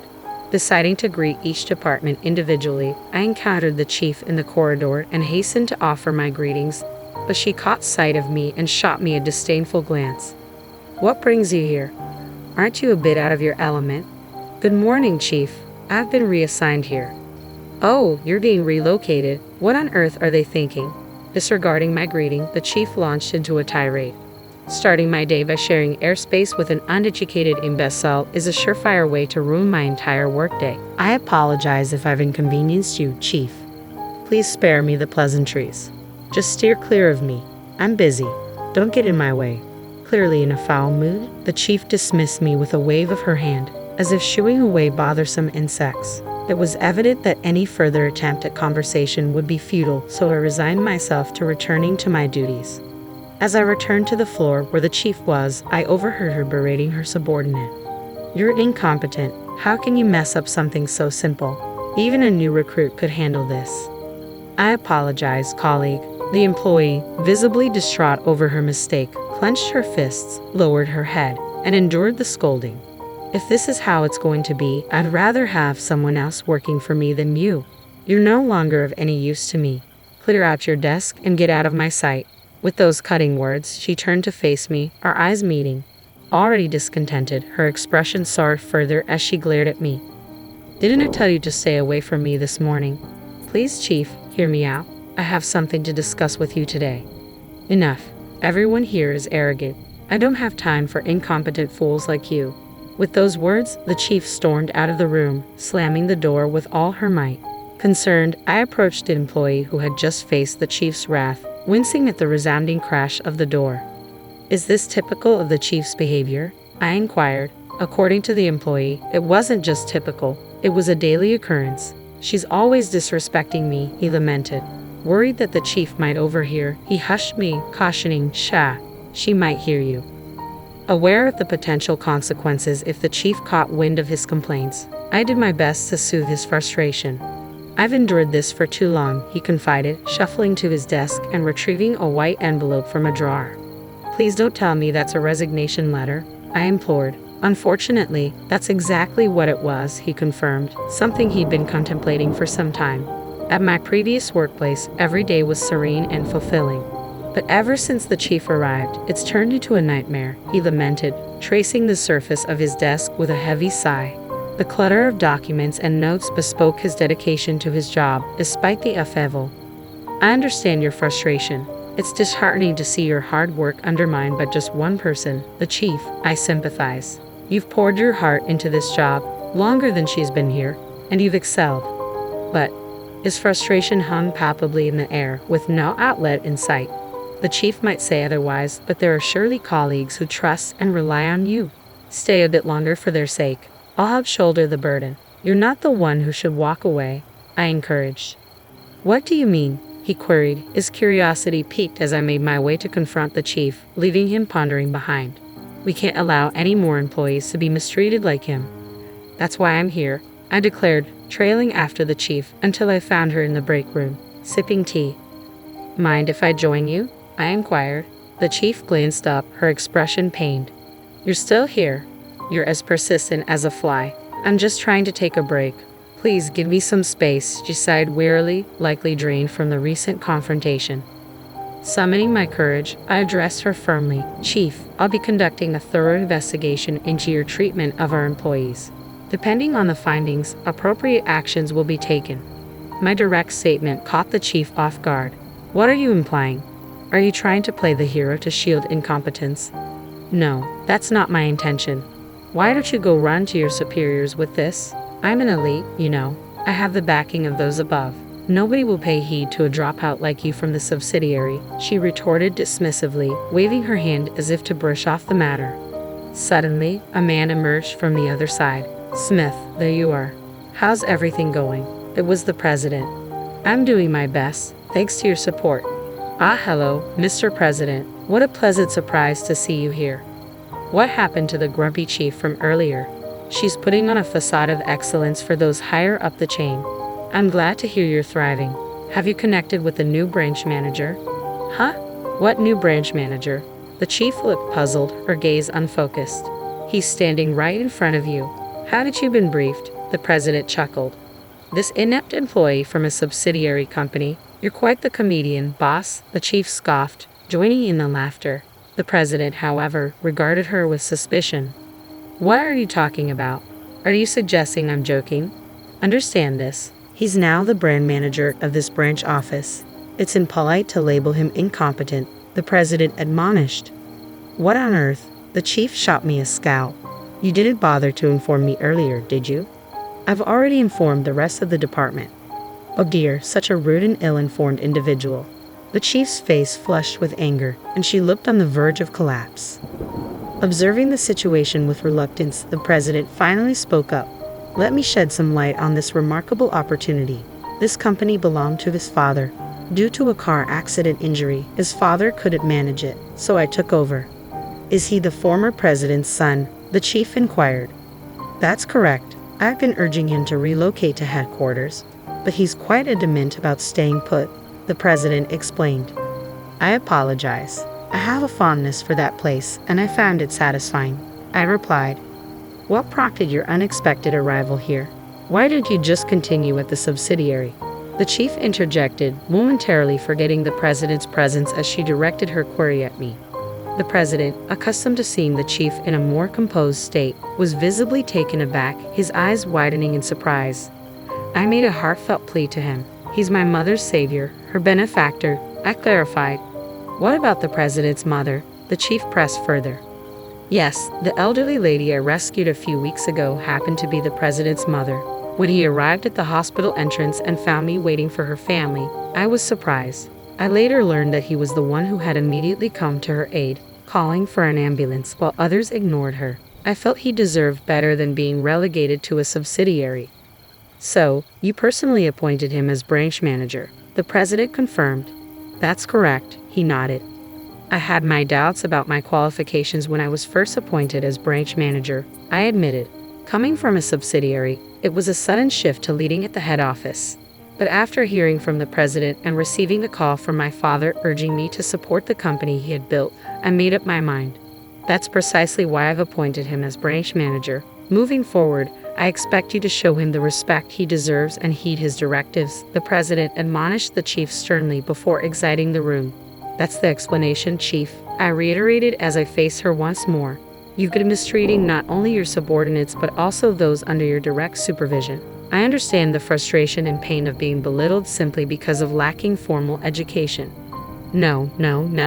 The chief collapsed into her chair, tears streaming down her face as her pride took a severe blow. It was no small shock for her to suddenly find herself outranked by someone she had long looked down upon for their perceived lack of education. She even threatened to have me dismissed. With that, my ordeal came to an end.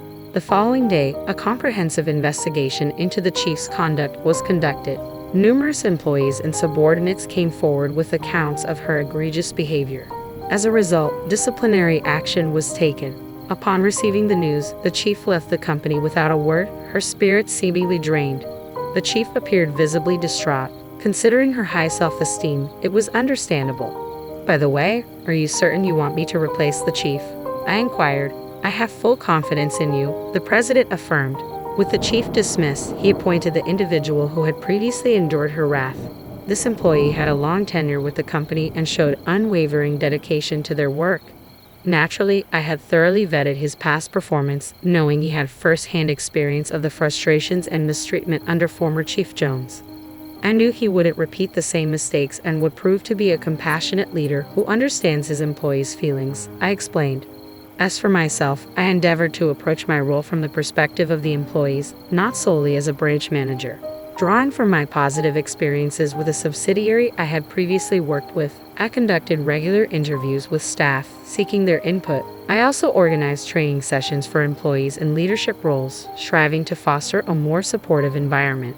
Through these efforts, the company's culture gradually improved, resembling the positive atmosphere of the subsidiary where I began my career. Will Smith, I apologize for what happened with Jones, but thanks to your efforts, this company is thriving, the president acknowledged. "Oh, I'm apprehensive," I admitted. At a later meeting, I found myself summoned to the president's office for a casual coffee chat. He wanted to discuss the recent developments in the workplace. I'm not getting any younger, eventually. I envision Will stepping into my role, the president shared. "With all respect, Mr. President, I don't see myself as presidential material," I responded. "Why not? Your father would have wanted the same," he countered. I aspire to remain aligned with the employees, working alongside them to support the company and engage with our customers. Once in the president's seat, that connection may become strained, I explained. The president frowned at my words before abruptly excusing himself. "You have a unique sense of humor. Most would leap at the opportunity," he remarked upon his departure. Am I considered eccentric? I wondered aloud. No, it's refreshing. It's exactly the kind of mindset we need in a Smith, he assured, giving my shoulder a firm tap. You have a meeting coming up, don't you? Get back to work. Next week is my son's birthday, and I'd like to order a cake for 20 people, Emily said. Hearing this, I fell silent. 20 servings isn't a typical request, but she must have known I couldn't refuse. Understood, I muttered softly. Emily smirked unpleasantly, but I was determined to have the last laugh. I clenched my fists, resolute not to let her have her way. My name is Rothy. I'm a regular housewife who works part-time at a local supermarket. My only son, Nicholas, graduated from college and found a job at a nearby company. We are a happy family living together harmoniously. However, there's one unpleasant person at my part-time job, Emily. Emily's father, Christopher, is an executive at the supermarket. She transferred here from a different company about 2 years ago. Despite being a full-time employee hired mid-career, us part-timers, including me, have been here longer.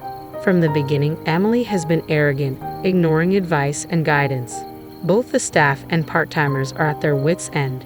About a year ago, a part-timer named Rachel confronted her. Emily, even if your dad's an executive, you're just an employee here.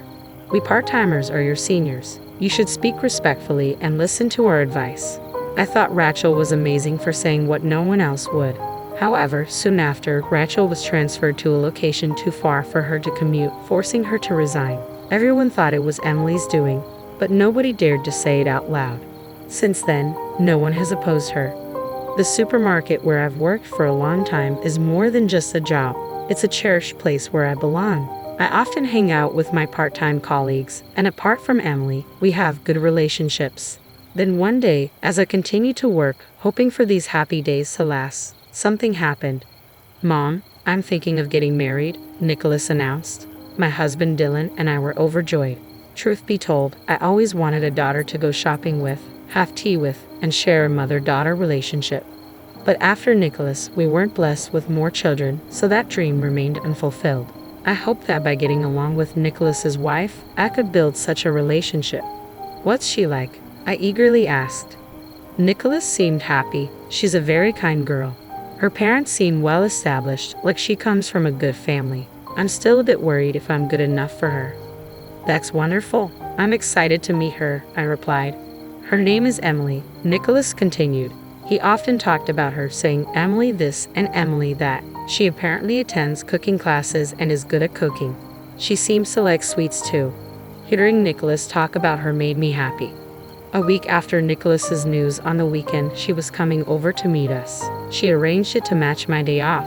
Not being as skilled in cooking to impress someone who excels at it, I ordered pizza and prepared a cake for that day. Dylan and I waited at home for Nicholas to bring her over. Then the long-awaited doorbell rang. She's here, I announced, feeling a mix of excitement and apprehension. I rushed from the living room to the front door. We're back. Emily, this is Mom, Nicholas said. As I turned to the woman beside him, I froze in shock. Nice to meet you, I'm Emily. Hi, Emily. Right before me stood Emily, the very source of my troubles at my part-time supermarket job. You know my mom? Nicholas asked. I had no idea Nicholas's mom was you. Emily seemed equally surprised. Come in for now, please, I said, still shaken, inviting them inside. Leaving me at the entrance, Nicholas led Emily to the living room. Hearing them talk with Dylan, I took a deep breath to calm myself. They had met at university. Emily is 2 years older than Nicholas. They were introduced by an acquaintance and reconnected about a year ago, eventually starting to date. I was surprised to learn your part-time job was at my workplace. You said you were in administration, so I thought you worked at a law office near the supermarket, Nicholas said, laughing nonchalantly, unaware of where his girlfriend worked. Indeed, Emily had graduated from law school and used to work at a law firm. Nicholas must have assumed she continued working at a law office and never asked explicitly. We chatted around the pizza, the conversation mingling with the unexpected reality of our new connection. I could only force a smile, unable to accept the reality and wishing it was just a dream. I'm truly surprised to think you're Rothy's son. I've been under your mom's care at work, Emily said, feigning innocence as if she treated us part-timers as anything but slaves. That's not true. I'm sure everyone's grateful for someone like you. Mom always says she enjoys her job and that there are nice people at the supermarket, Nicholas said. That's nice to hear, I replied, though I never intended to include Emily in that group of good people. Naturally, I couldn't say such a thing, so I stood up. I'll go prepare the dessert. Emily, would you like coffee or tea? I wanted to be alone, my heart racing. I needed to calm down quickly. I'll help, Emily, she said suddenly, standing up, an unusual gesture from her considering our part-time job. It's okay, you're a guest. Please sit down, I insisted, but Emily walked to the kitchen. Dylan and Nicholas watched with smiles, so I sighed quietly. However, Emily didn't miss a beat. It's really surprising to think you'll be my mother-in-law. Yes, that's right. It will be easier to get along. Looking forward to it. What did she mean by that? I had a bad feeling about those words, but I tried to keep her. Her smile was a sneer, always displaying contempt towards me at work. Just so you know, don't say anything unnecessary to Nicholas. Her words wiped the smile from my face. Emily knew. She knew she was disliked by us part-timers simply because I happened to be Nicholas's mom. She must have been planning to do whatever she wanted, using Christopher and Nicholas as shields. I turned pale, frightened by her, fearing she would destroy our happy days. Emily eventually left the kitchen without helping. That must have been her purpose for coming here. What about the preparation? Nicholas's voice interrupted. Emily replied curtly. I returned cheerily, not wanting to be in the way, so I came back. I told Nicholas, won't you reconsider the marriage? But my words would undoubtedly make my son dislike me. Don't interfere with Nicholas's marriage, even Dylan scolded me. So I just watched the two of them. Still, they seemed to have a good marriage, and Nicholas looked happy. A month after the marriage, I found out Emily was pregnant. Although it was complicated, I was also happy. Nicholas and Emily built a house next to ours, a separate household from Nicholas's. Dylan told me you should be a little more considerate, but knowing Emily's true nature, I wanted to avoid her. Still, I loved my grandson. His name was Ethan, a lively boy I rarely saw, but I looked forward to hearing his healthy cries. However, about 6 months after he was born, there was a day when his crying could be heard all day long. I finally rang the neighbor's doorbell. "What is it?" I said. "Hello." Probably because I was the one who called out, Emily, who seemed to have been asleep, came to the door. Knowing it was me, I was worried because Ethan had been crying non-stop. "Is everything okay?" I simply stated the reason, but Emily looked annoyed. "Are you saying I'm neglecting Ethan?" she retorted sharply. "No, that's not what I'm saying. I was just worried. If you're tired, I can watch him or help in any way," I hastily offered. But Emily didn't seem to hear. "Dealing with modern kids is difficult," she muttered dismissively. In the end, I was turned away, and Ethan kept crying. A few days later, Emily came to our house with Ethan in her arms. "Rafi, could you watch Ethan for a bit?" she asked unexpectedly. "Yes, of course," I replied, surprised by the sudden change in attitude. "What's this about?" I tried to understand the situation, but Emily left Ethan and his things at our house and departed. "Oh, Ethan's here," Dylan noticed from the entrance, happily taking Ethan from my hands and heading to the living room. I followed Dylan, carrying Ethan's belongings. Since then, Emily started leaving Ethan with us frequently from morning till night. It was like running a daycare alongside my part-time job. Emily was on parental. I did agree to watch him, but there's a limit. I talked to Dylan and Nicholas about it, but they don't seem to take it seriously. Eventually, I had to take time off work or ask Dylan to watch Ethan briefly so I could rush to and from work. However, interfering too much and upsetting Emily would be troublesome. Despite the difficulty, I enjoy and cherish my time with Ethan. Dylan also looks forward to Ethan's daily visits. Busy but happy, the three of us spent enjoyable times together. Half a year later, Ethan's first birthday was approaching, and I was pondering what to give him as his first present.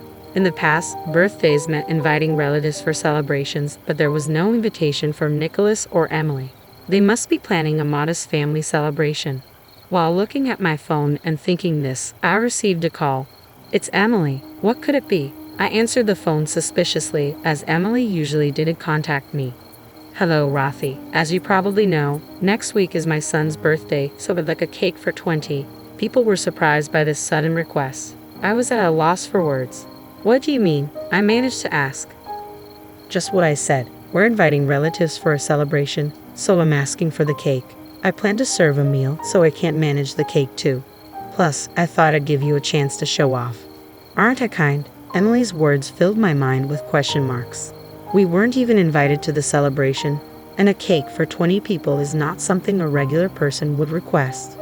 Emily's relatives, aunts and uncles will be among the about 20 guests. Surely my employer at the supermarket and Emily's father-in-law, Christopher, will be there too, I thought, trying to make sense of the situation. "I already told Dad that you will make the cake. It's a chance to show your good side. Who knows? You might get promoted to a full-time position," Emily said mockingly. "I don't aspire to be a full-time employee," I replied quietly.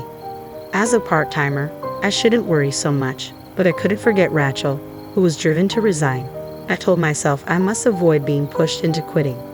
Emily's words are like knowing I couldn't refuse, knowing she was exploiting my weakness. "Cakes are easy. I'm more experienced in cooking, so I'll give advice," she said presumptuously, more than I had anticipated. Reluctantly, I agreed. "All right, but with 20 people, maybe you should reconsider serving individual portions or using a large platter," I suggested. "Ha? I'm the senior here. I'm not asking for advice." "And what do you mean, okay? Can't you speak more respectfully?" Emily retorted sharply. What kind of person is she? I held back my words, muttering quietly, "Understood." I could imagine Emily's smirking face on the other end of the phone, my frustration seeping through. She probably planned to ridicule me by presenting her perfect full course alongside my poor cake. But I wouldn't let that happen. I made a decision. Of course, Ethan was the star. I wanted to make his first birthday memorable, even though he wouldn't remember it. I started planning the cake design and went to a baking supply store for ingredients. Though I felt forced, I was also excited. Emily seemed annoyed by my amateur excitement.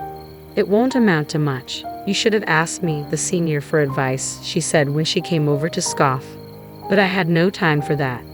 Later, Dylan and I were officially invited to the birthday. On the day, Dylan, with nothing else to do, left early for their house. It's too early, I said, but he was too excited. I sent him off with a smile and got up, ready to prepare. I muttered, checking the time, when the doorbell rang. Rothy, are you ready? Emily started entering without permission. She frowned upon seeing me relaxed. What, you were sitting? Where's the cake? I was about to start. Don't worry, I'll bring it on time, I assured her. It was only 8:00 a.m., 4 hours until everyone arrived, but Emily was shocked. An amateur can't make a cake for 20 people in 4 hours, she ranted. I've been preparing perfect dishes since 4:00 a.m. Don't ruin the event. Okay, I get it. It's Ethan's birthday. I wouldn't do that, I snapped back, making her frown even more. Just make sure to bring the cake by 12:00 p.m. She left, snorting. Was she bragging about finishing her part? I laughed at her frustration, doing nothing until the door closed. Then, I started.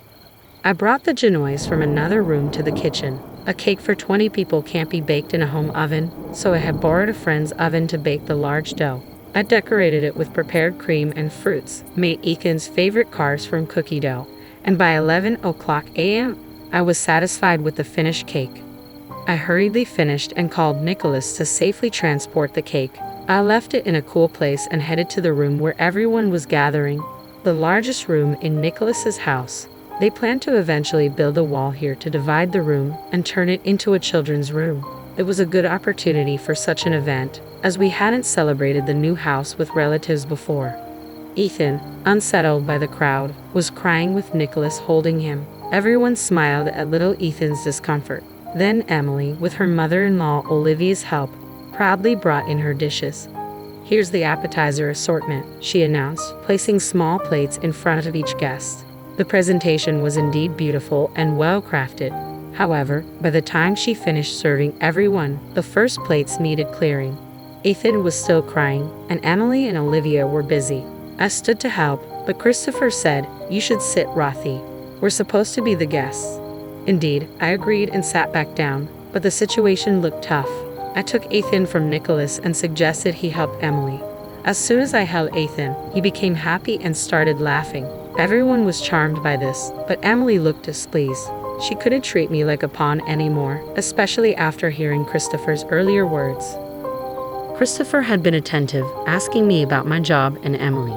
I couldn't tell him everything, but our conversation brought up Rachel, who had been forced to resign.